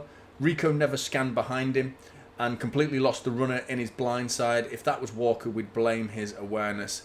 I want to see it back then. Okay, if you've seen something I've not, I want to see it back. But there was an instant moment, really, and I'm not sure how much cover we actually had. And Rico's asked to go so far forward. If that's his job, to go as far forward as he's been asked to do in this first half, then he can't be in two places at once. I feel like the ball should just be won and backed up immediately.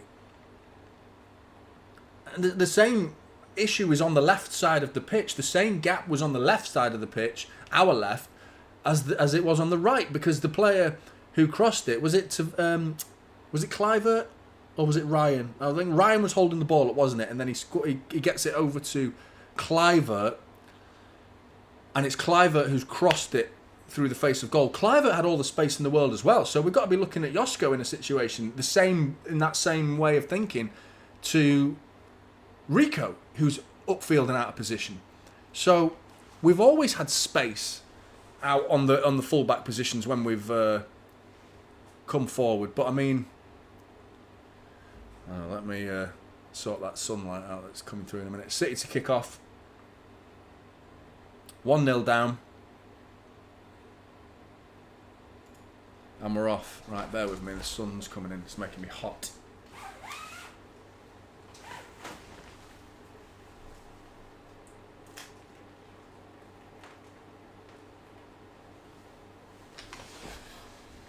Oh.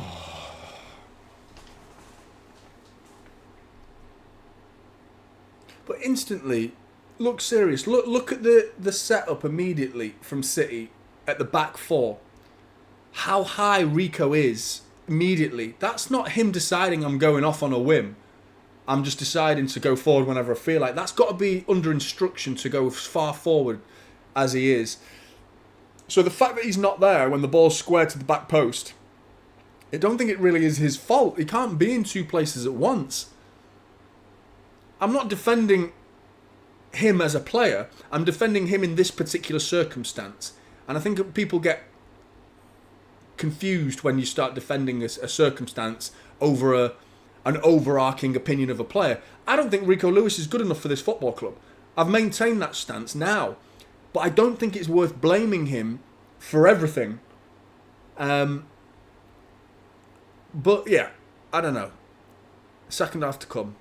Big up to you for the super chat, mate. Rico Lewis. Elliot Anderson, ball in. We need an early goal, man. We need an early goal.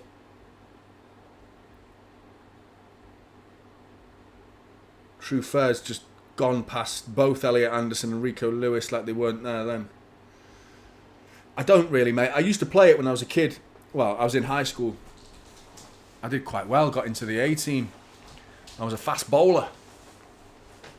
But I don't really watch it. Never really enjoyed it. I got coached by a former England coach. Our school brought in a proper, licensed England coach. And he said I was good. Which was very nice of him to say.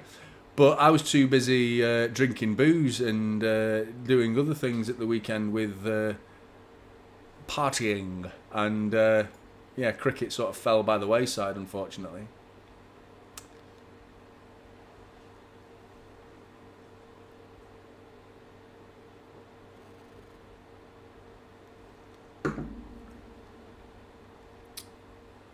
So no changes either at half-time from Manchester City.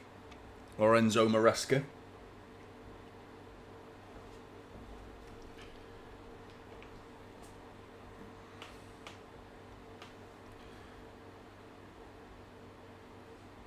It's a foul.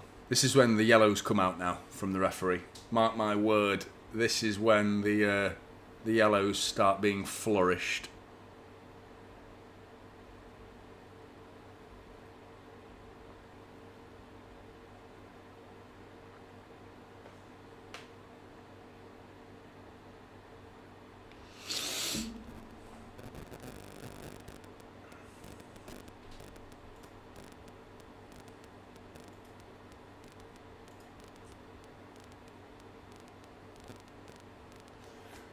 City in control of the first 3 minutes, as you'd expect, really, especially seeing as we kicked off.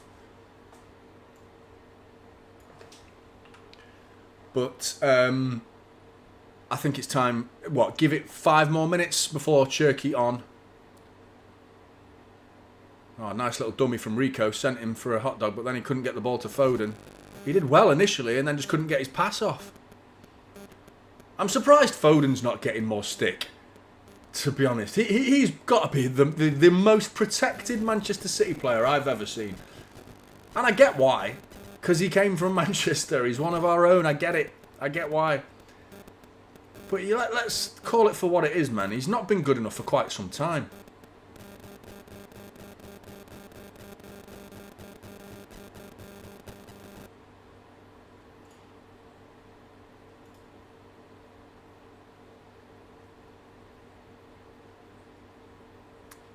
Is it glitching?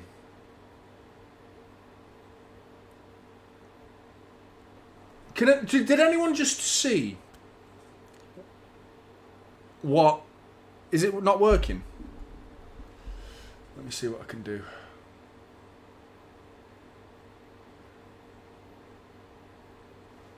Alright, I'll see what I can do. I'll leave it for now. I'll change it back to the settings that were there before. But did anyone just see what Phil Foden just did? Did anyone just see what Phil Foden just did while I was talking about the problem? Just booting it out for a goal kick.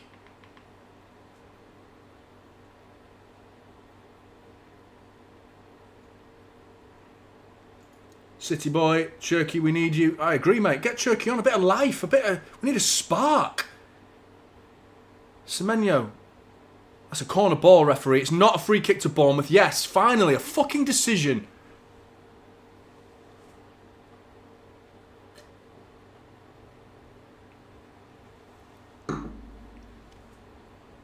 Who's taking this corner now? I was going to say, literally before the camera panned to him, Elliot Anderson. Let's see what he's got in his locker at taking corners.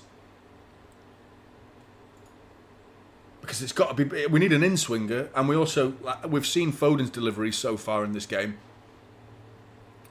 Ball in from Elliot Anderson. Mark Gay with a sitter has missed an open net. An absolute sitter. Elliot Anderson's put it on the money. Right on the money. Delivery spot on from Elliot Anderson. And Mark Gay missed an open net. It glances off his forehead rather than connecting with it properly. It was timid. It was poor. Mark Gay gets it horribly wrong. I don't know how you've missed. I don't know how you've missed.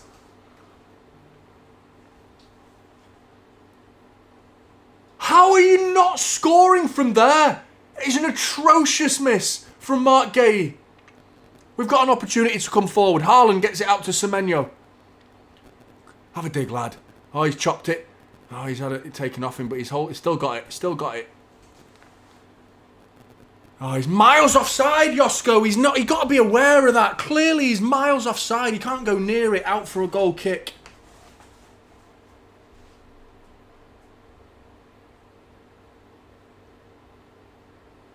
You mean Gay? It was Gay. Anderson was brilliant. The delivery was absolutely perfect from Anderson. But Mark Gay leaps up. I don't know how he's... We're on the attack still. Semenyo, deep cross. It's in the sunshine, but that's a corner ball to City. That was awkward for all the players because they were all like... As the ball was coming in. We won a corner from it. And it's Phil Foden to take this one. Takes it quick. Short to Anderson. Gets it back. Ball in. Back post. Nodded back into the danger zone by Ruben Diaz. But cleared away. Oh. We need a goal, man. We need a goal quick.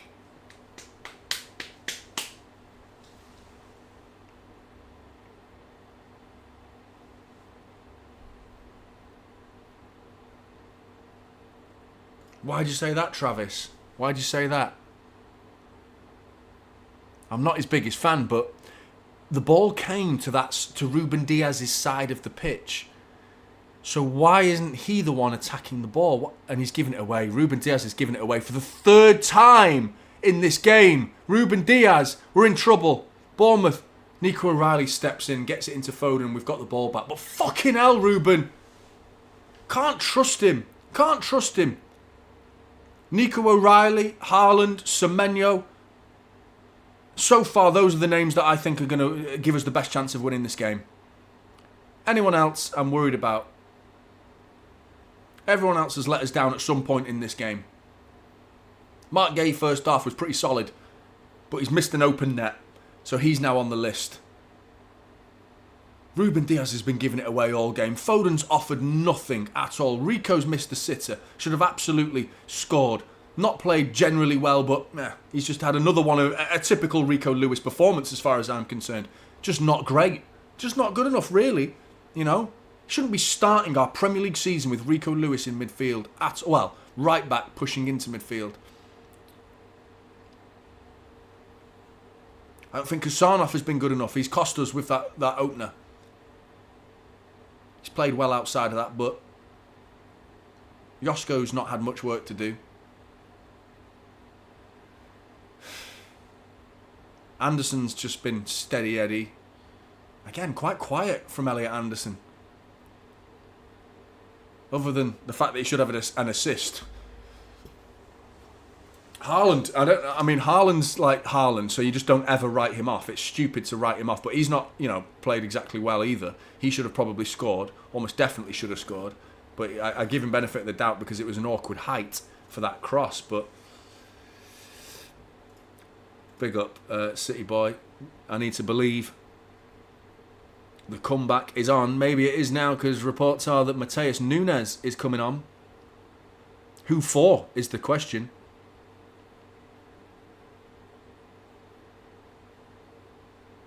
A very strange substitution, in all honesty. Not even knowing who's coming off. I think it's immediately a strange introduction. You're 1-0 down. And Nunes on.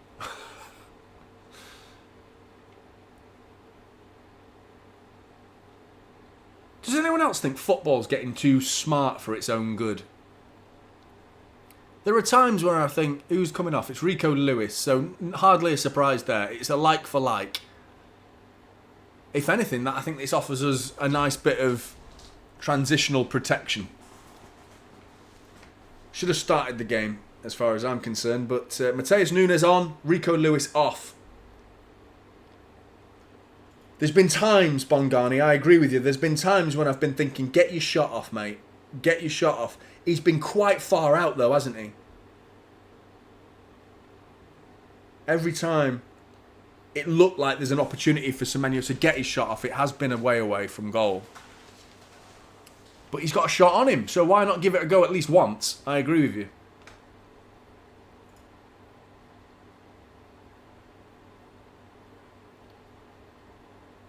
I don't know, mate.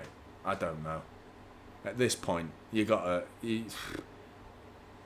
Imagine if we don't sell him. At this point. Imagine if we keep Nico Gonzalez now after this. What a joke that would be.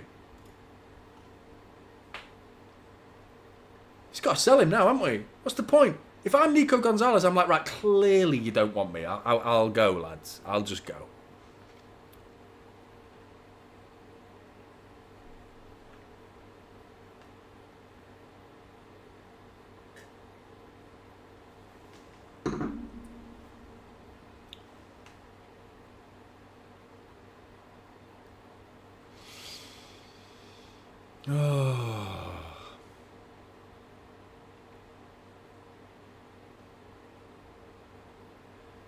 Byline, Nunes turns around, left foot cross. Haaland, is Haaland pulled? Is he? No, I'm not sure. But Semenyo just completely misses it. Good play from Nunes, though. Left foot cross was pretty tasty. Looked dangerous for Haaland and for Semenyo. And then Semenyo just missed it, to be honest. Haaland surrounded by Smith and Hill. And then Semenyo at the back post. Probably not quite ready for it. That's a foul. Mark Gay straight through to Vernier. That's a definite foul.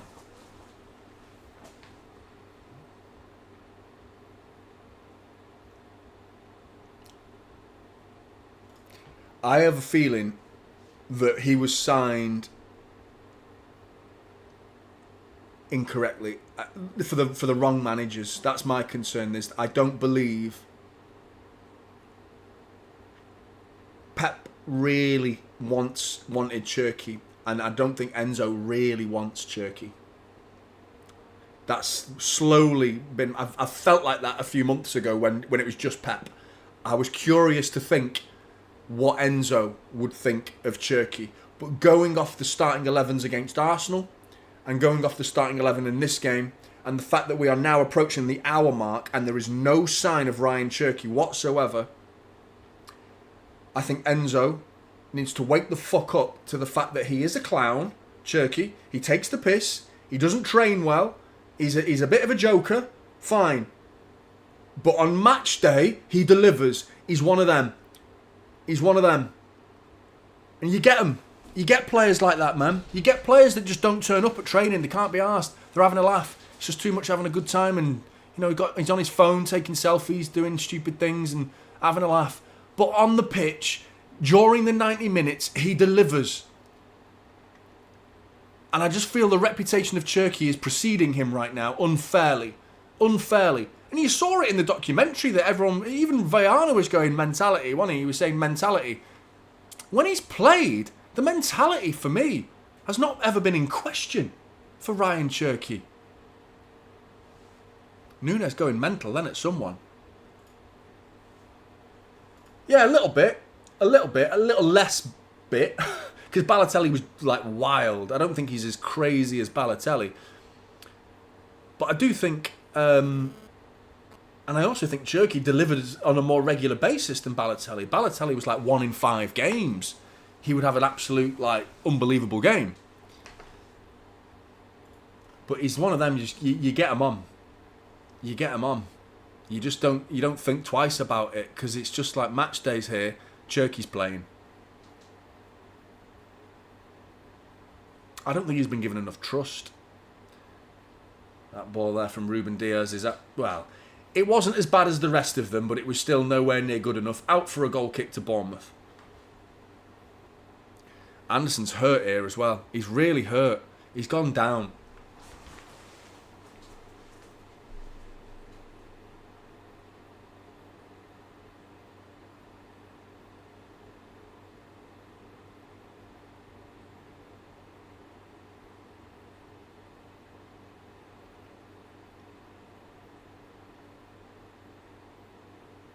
Cherki's coming on. Kovacic alongside him, probably to replace Anderson.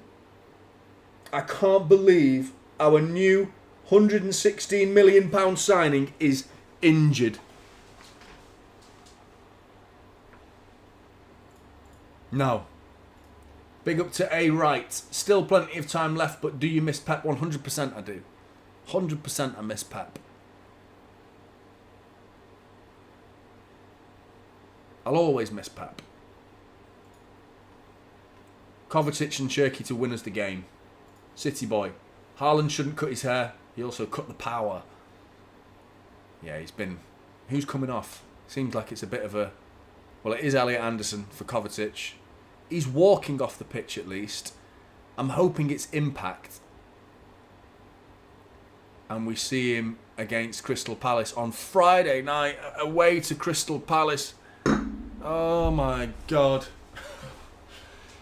What a horrible place to go. Thank God they lost at the weekend, because, I mean, that might have softened them up a little bit. But you could flip that script and make it more about they're looking for a bounce back.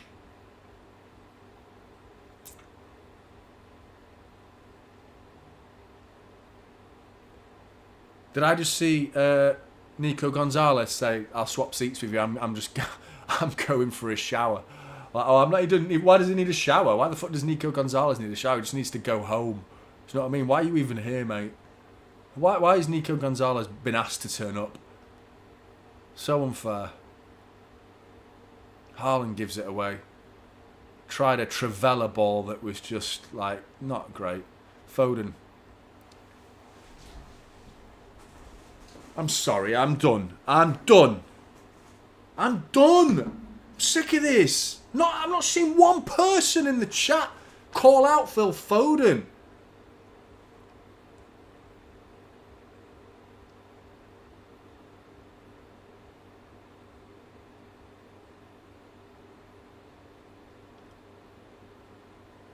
Tell me what he's done, chat. Tell me what he's done to make you think he should start the next game.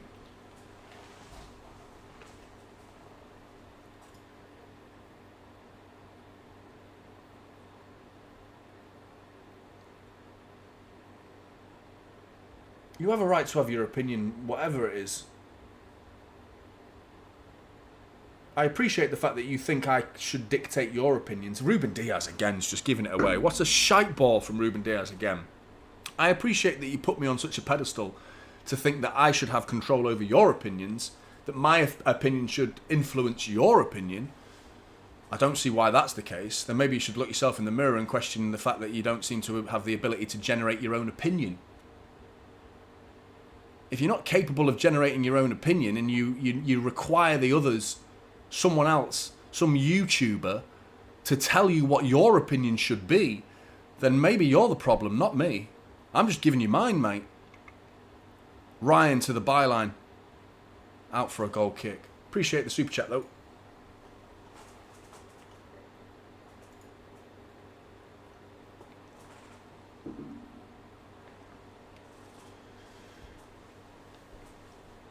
Jerky's coming on, hallelujah, we are saved. Well, we'll see, because we need to see him get on the bloody ball. It's hardly giving him a fair crack at it, though, is it? Haaland's kept that in there. He's done really well there, Haaland. Oh, and he's trying to find Phil Foden early, and it's not a bad idea. You can see what he's trying to do. But intercepted by Petrovic. Good play from Haaland, at least, but it all starting to feel too little too late, man.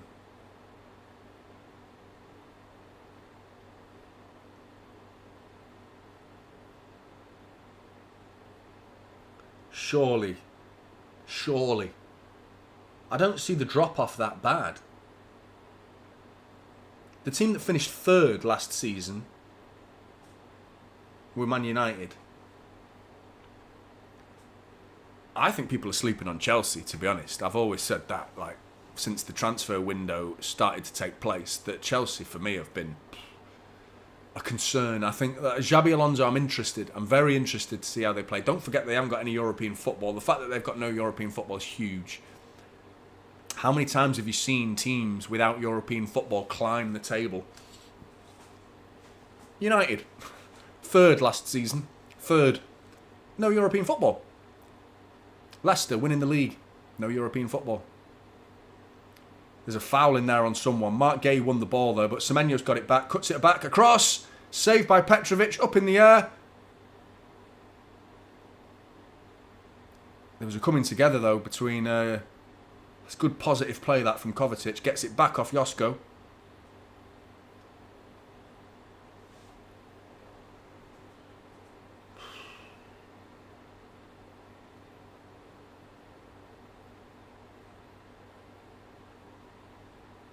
Ruben Diaz has had a stinker at the back. On the ball, Ruben Diaz's distribution has been so poor. So poor. Cherky immediate difference. I think Kovacic has produced a bit of positivity as well, to be fair to him. He's done alright on the ball. They've had like 3 minutes, so let's give it a bit of time. But yeah, I'm getting a bit fed up with Ruben Diaz.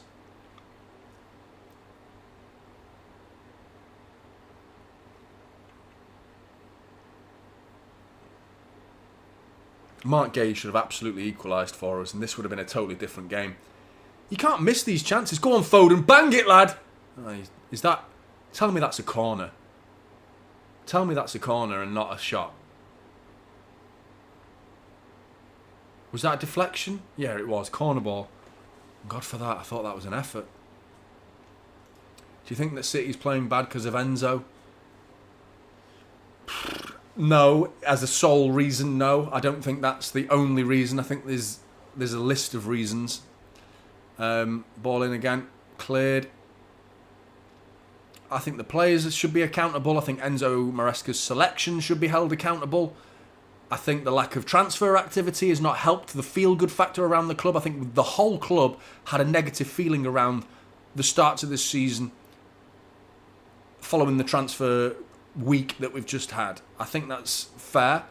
But a win against Bournemouth would have changed that. And then you back it up with Ayoub Buwadi and a couple more signings in the next 7 days.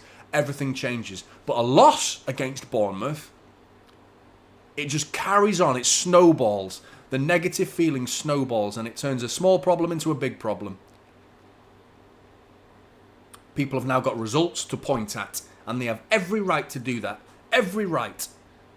Because the results are why we're here at the end of the day. The results dictate. Transfers don't matter. Transfer news, you can't criticise it until you've seen it happen on the pitch. You have to give it a fair crack to let the plan take place. Once you see the plan on the pitch not working, then you get your point. You get to have a crack at them. And right now, this is a concern, but here's Ryan Cherky as someone who could potentially unlock the door. But we need to see him up his game as well.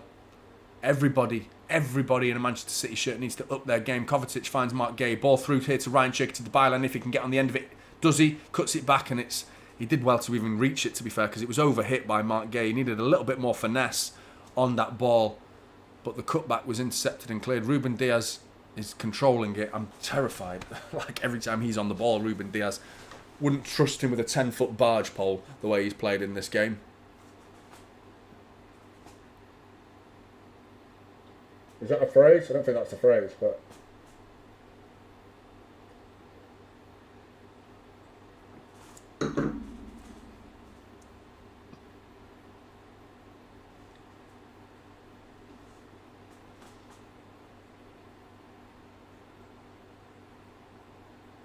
I hope he is, Teal. I hope he is. One of the most telling sentences that came out of that... Phil Foden!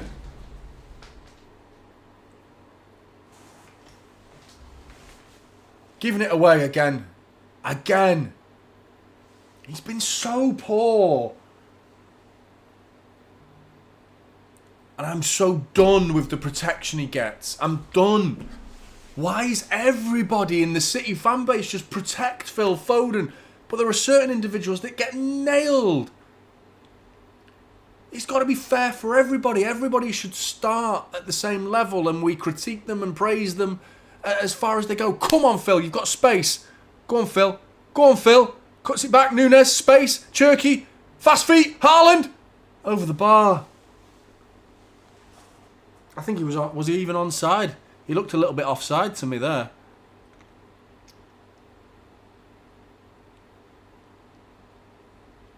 Great feat from Cherky to even find Haaland.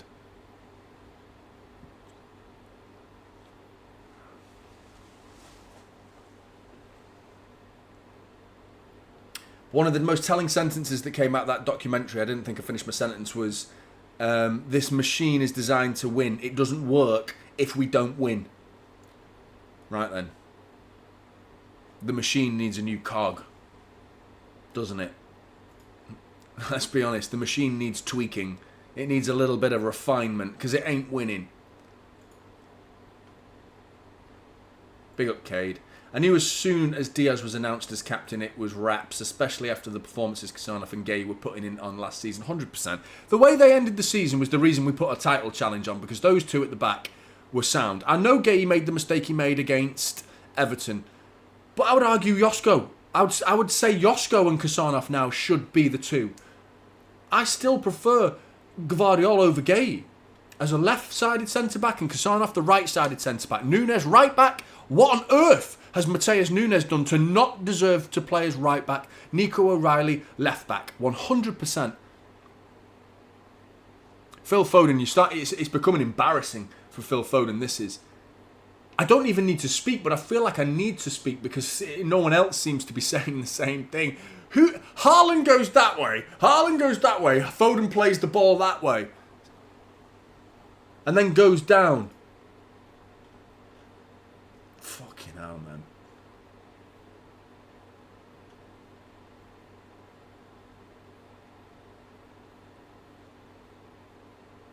Do you know what? Defensively, Ruben Diaz hasn't actually had that much to do. City haven't had that much to do defensively.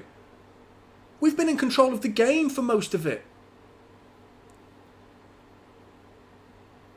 But Ruben Diaz on the ball, anytime he's tried anything more audacious than a 5-yard sideways pass, he's giving it away.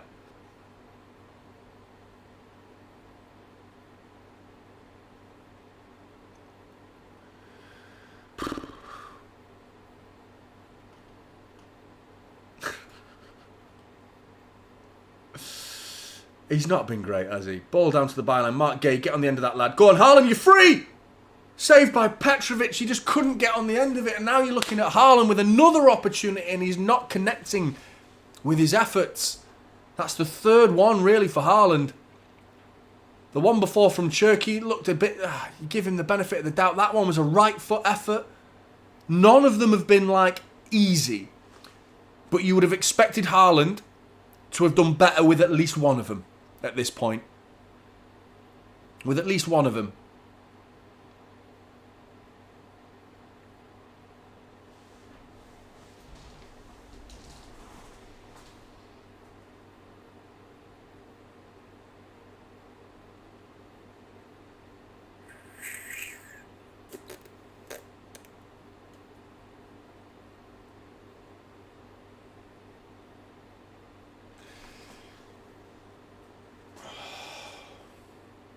Bournemouth are making some subs here. Tough.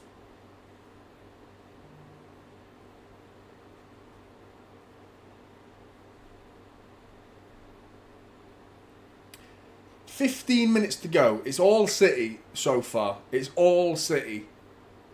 I think one goal in the next 5 minutes could see us go and win this game. But I think we need to score, and we need to score soon.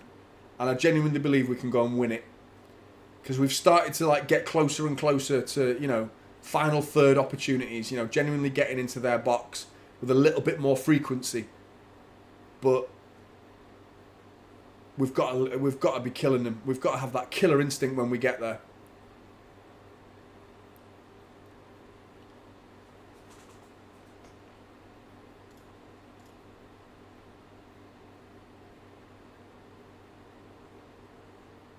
Sorry, City boy, I missed it. One goal by Turkey equals $10 in Super Chat. I hope that comes in, mate, but that'd be great. I'd rather the goal than the Super Chat, mate, to be honest with you. But, yeah, we need it. We need a goal right now. Right now, mate. Sorry I missed the Super Chat. And this goalkeeper's carrying on, and I missed your Super.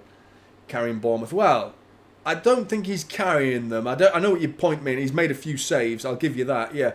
I don't think any of them have been like wow saves. I think they've all been very savable. Like even the first effort of the game with Rico Lewis was like right at him, wasn't it? Foden. It's just easy. It's just easy. It's very easy to take it off Phil Foden nowadays. Very easy. Mikhail, can City win the Premier League in your opinion? Going off this as evidence and going off the transfer window, no. Unfortunately not. I was expecting more from us in the transfer window, and I think we need to wait till the transfer window's finished before we judge the transfer window. Jack Grealish is coming on, which is another indication of the transfer window. But we do need to let the transfer window happen. I'm expecting a big deadline day. I think there is something that's going to happen. I actually think it's going to be Enzo Fernandez, which doesn't fill me with joy. But as a footballer, I think he can offer more than what we've seen on the pitch today. But as a person, not comfortable. Doesn't sit right with me at all. But Phil Foden's been booked.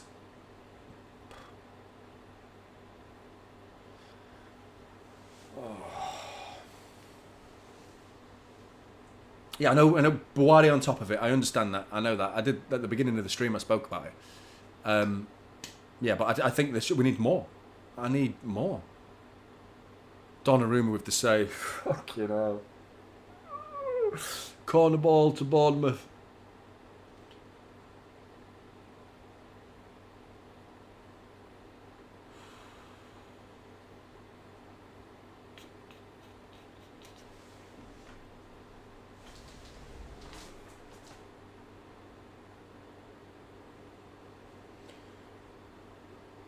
I'm worried about this corner. I'm very worried about this corner. This stinks, this corner. It stinks. Ball in. Cleared for another corner.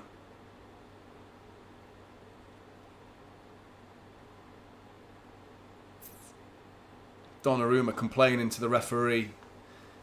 I think he came out flapping. All I wanted to see was that net not bulge, and it didn't. But Donnarumma having a go at the referee. Just chill the fuck out, mate. Concentrate on your job. And if it's not yours to claim, don't come and claim it. Look, the Bournemouth players are fucking laughing at you, mate. Oh, get your hands down.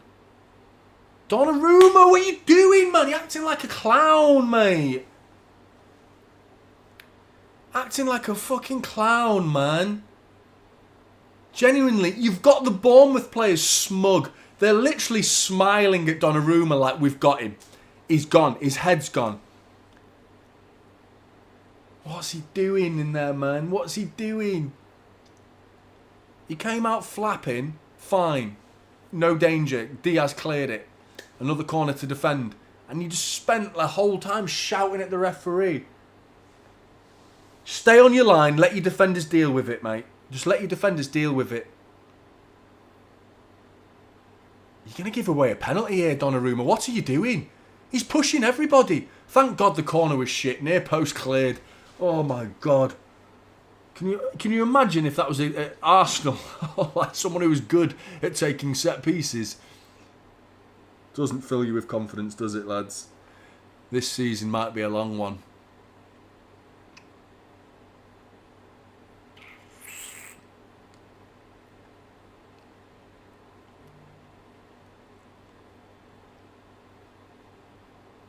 The frustrating thing about this at City right now, it doesn't feel like there's one particular area that's obviously the midfield, and we've addressed a little bit of that with Ayoub Buwadi, but it doesn't feel like there's one major area that stands out like a sore thumb, because all of the points to the negatives around City, like we've lost Savinho, so have we got a winger shortage, but we bring in Alan. Doesn't fill you with confidence though, because Alan's incredibly unproven.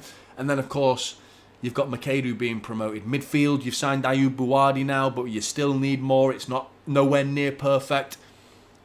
You've got a defence that's chopping and changing constantly. I'm not sure what our top two centre-back partnership is. I have my preference. Enzo clearly doesn't have his yet.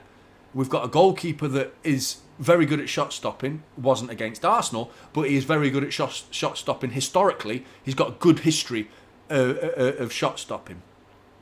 But flapping and ball at his feet, not trustworthy. There's just little problems everywhere. Behind the scenes, of course, you've got the fact that Pep Guardiola just left, and Enzo Maresca is a new man and trying to enact his managerial style on the pitch, and it's difficult. It's just a difficult time for Manchester City right now, and it's, you know, I think we've got to grin and bear it. Unfortunately, we've just got to go through it and wait to come out through the other side. I think with the football club and the desire of this football club to succeed, I think we'll get there. It's just going to be a tough hill to climb. This probably the hardest since the takeover, since the initial takeover from 2008 to 2010. That period was obviously the hardest. Haaland's won that. He's in. He's got one player to beat, and if he beats him, he's one-on-one. He doesn't beat him, and it's cleared. Beer.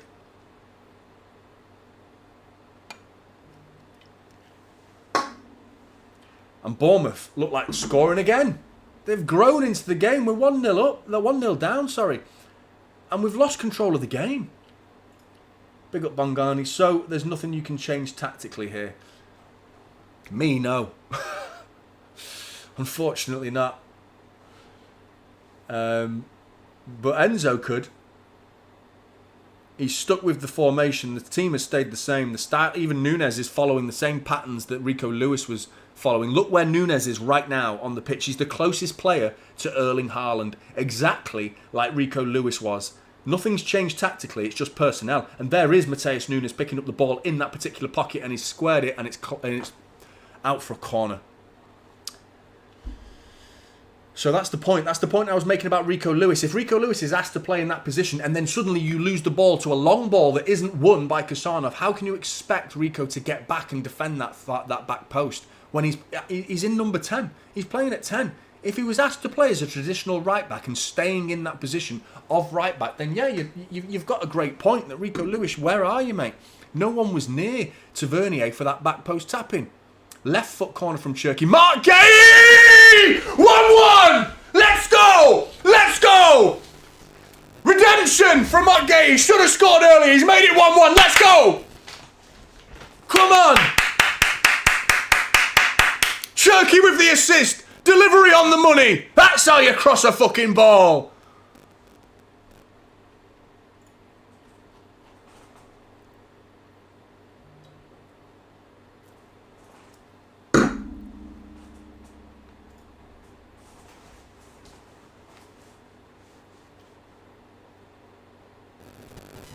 Shocking defending from Bournemouth. Again, I don't understand the marking for Mark Gay.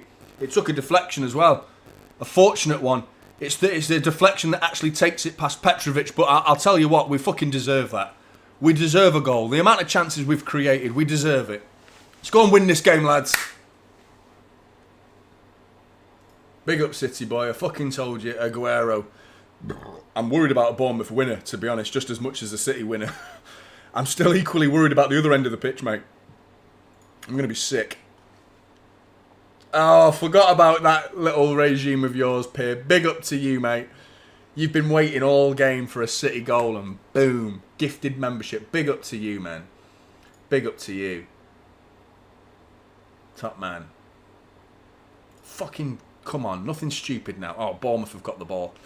This stinks of 2-1 Bournemouth, doesn't it? It really does. It smells horrifically. It is a honking smell that I'm smelling right now. That we get carried away and then boom, Bournemouth shit on us. Come on, City, can we win the game?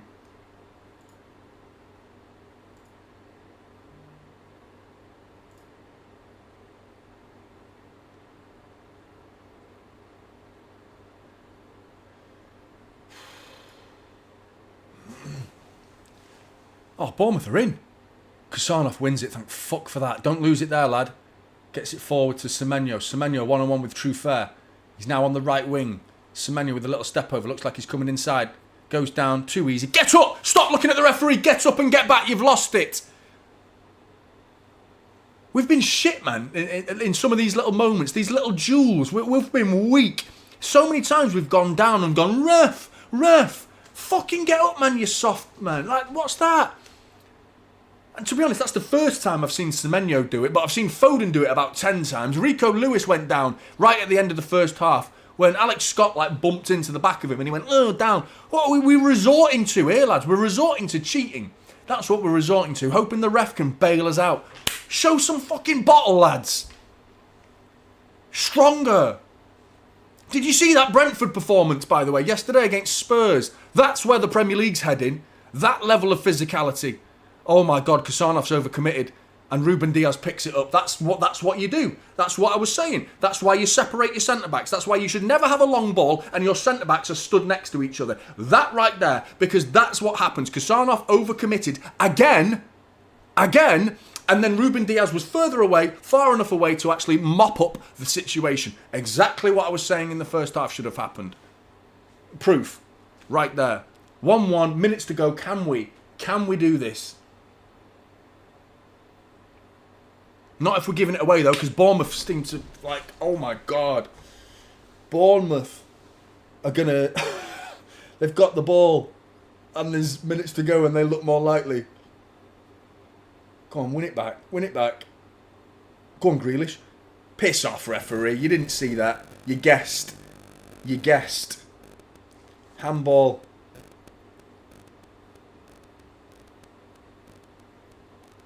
Gannon Doak coming on. Off for Ryan.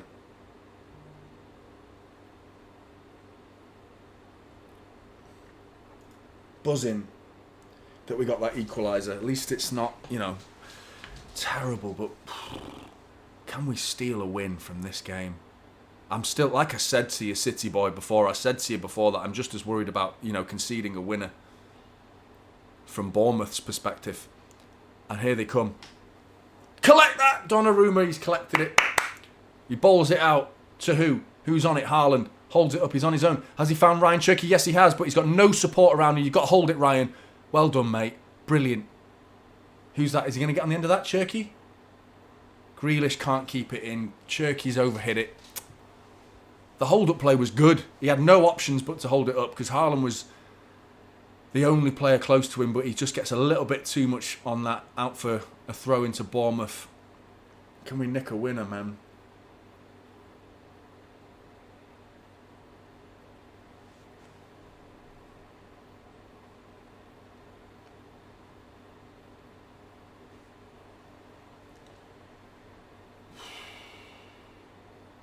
I'll fix the mic in the next stream. It sounds like I've had a few problems because I changed some of the settings before this. I'll fix it. I changed it. I know what I changed to. I'll just change it back for the next stream. Sorry, everybody. Kasanov's come flying forward and he's not done anything with it, but we've won a win it. No one wants them.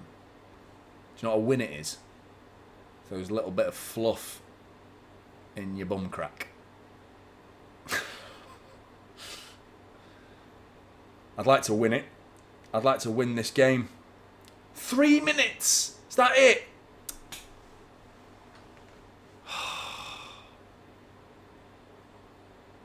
Can we steal a win? Semenyo. Mark Gay, Cherky, onto his left foot, back onto his right foot, plays it through. It's Josko! Josko, is he onside? No, he's not. He's not. It's disallowed. It would have been 2-1 City, but it's disallowed. No.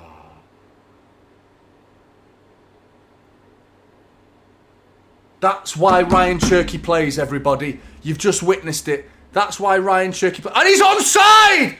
That's close! Whoa, that's close. Let's have a look. I don't know why I'm doing that. It doesn't help me at all, but that looks close. That looks close. That looks close. VAR, hang on a minute. I want to see the lines. I want to see the lines on this. I want to see the lines. Let's see the lines. Show me the lines. VAR. Josko's buried it. I'm telling you right now, if this goal doesn't stand, either way, stands or no stands, that is why you play Ryan Cherky. That is why you start him, Enzo. None of this bench shit coming on with 25 minutes to go. VAR says goal!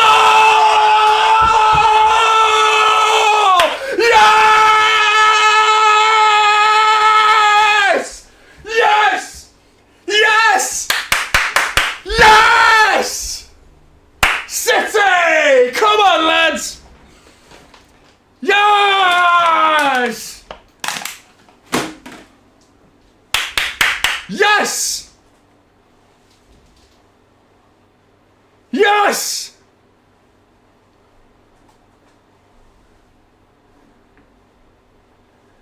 Oh!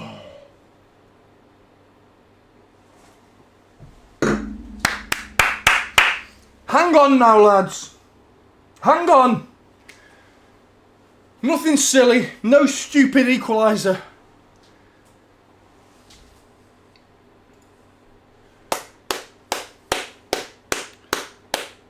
He's on by a decent amount as well, you know. Oh my God.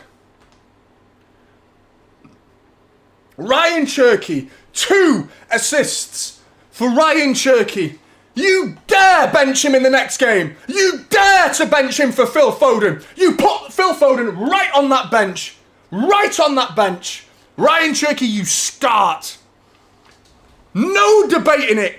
Don't want to hit anything other than that. Fuming at the fact that we've had to go through this. Free kick to Bournemouth, and I'm terrified they're going to get an equaliser. Big up here. Come on, clear it, lads. Come on, Semenyo. Get on the second ball. Second ball. Second ball. No. Offside. Is it? Yes, offside.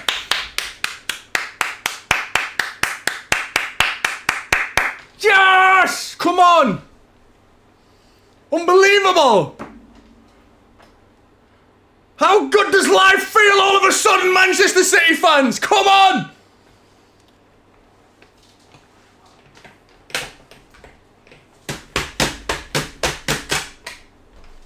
What's going on the screen? There's something dancing. There's a big giant pair. Big up Belgian dude. Ball switched to Grealish. Corner flag, mate. You're the perfect man for the job. Perfect man for the job. Go and hold that ball by the corner flag and waste some valuable time with your big, beautiful calves on. You've given it away! What are you doing?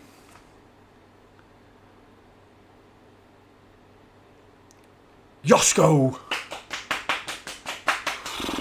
Cherky. Come on, ref. Blow your whistle, man. Long ball up. Win that. Who's that? Cover. No, sorry, Ruben. Grealish, flick it on.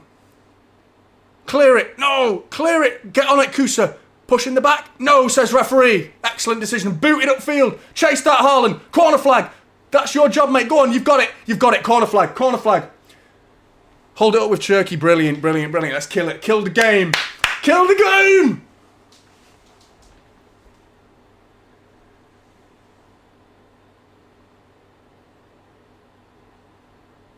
Yes! Premier League 26-27 off with a win. Winning 3 points. 3 points. 3 points. Yes. Yes. Yes.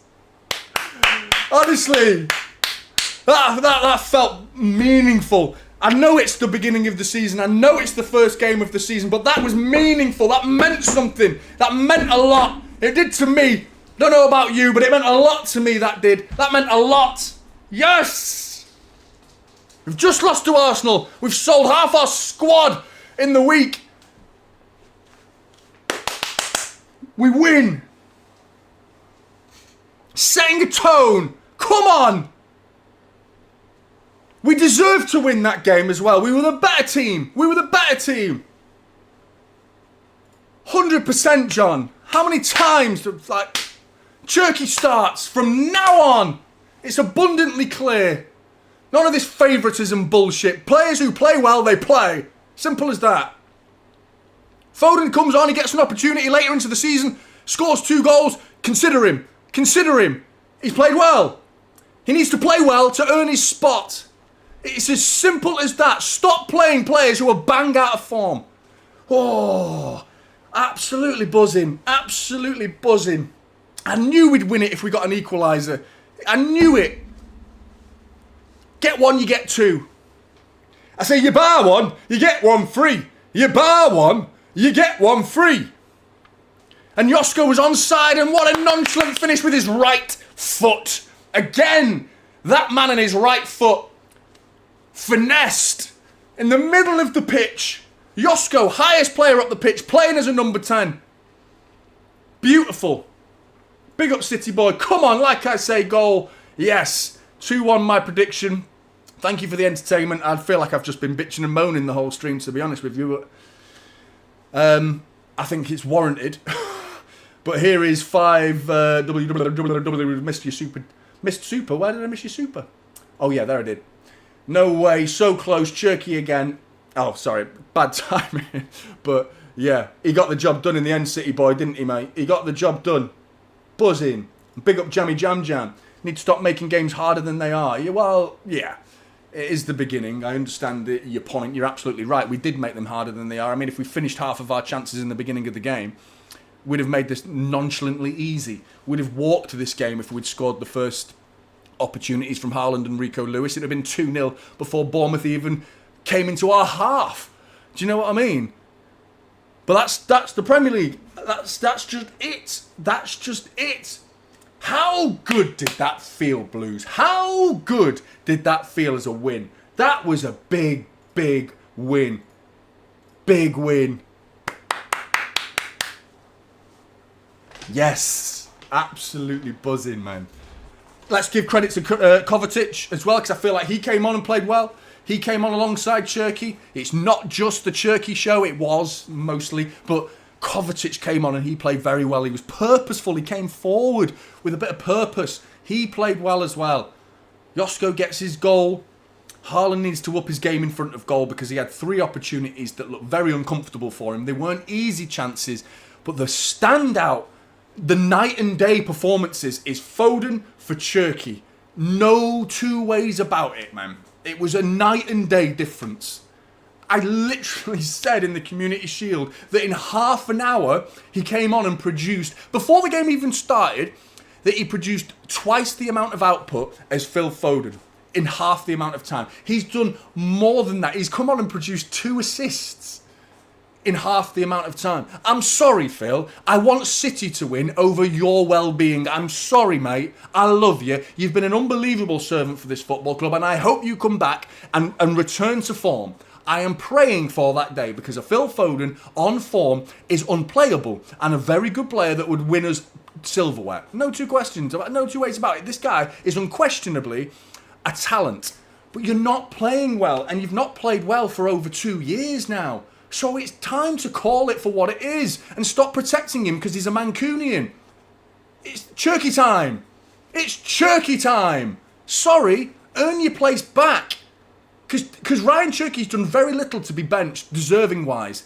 He's deserved so much more than what he's got so far. And Enzo Maresca, I'm sorry, mate. If you don't play Ryan Cherki against Crystal Palace, then you've only got yourself to blame when we don't pick up all 3 points. Because you can't keep playing like this and starting games with opportunities and players in bad form like this and keep expecting to get away with it. You can't. No way, man. Buzzing. Absolutely buzzing. Sorry, I forgot the clock. But yeah, fucking hell, man. What a win. That's so important. Player ratings up next. Chat, 3 points. 3 points, that's all we really needed today. 3 points, big up Tamzui. Feels good to get the W. Note to Enzo, start Cherki, no excuses. Hopefully some more reinforcements arrive soon. MCFC Taipei, Formosa Blues, big up to you and big up to everyone in Taipei. And thank you for the super chat, mate. It's very much appreciated. Buzzing, 3 points. The performance wasn't terrible in the first 25 minutes. And there were spells in the second half where we looked like we did get a goal. Mark Gay scoring the goal he did should have come earlier. To be fair, he had an opportunity that was missed much earlier than that. That should have been 1-1. And that probably would have led to a more comfortable ending to the game. But I did feel like at some point, if we can get a goal, an equaliser, we're going to go and get a second. And it's exactly what happened. When that offside flag went up, it looked offside going off first glance, but then you got the little angle and you're like, hang on a minute, I ain't gonna gosh darn picking minute, and then you've got to hold on a minute, and boom, onside. And big up to MCFC, thank you for becoming a member, mate. Really appreciate the support, man. Really appreciate it. Right, player ratings in the morning.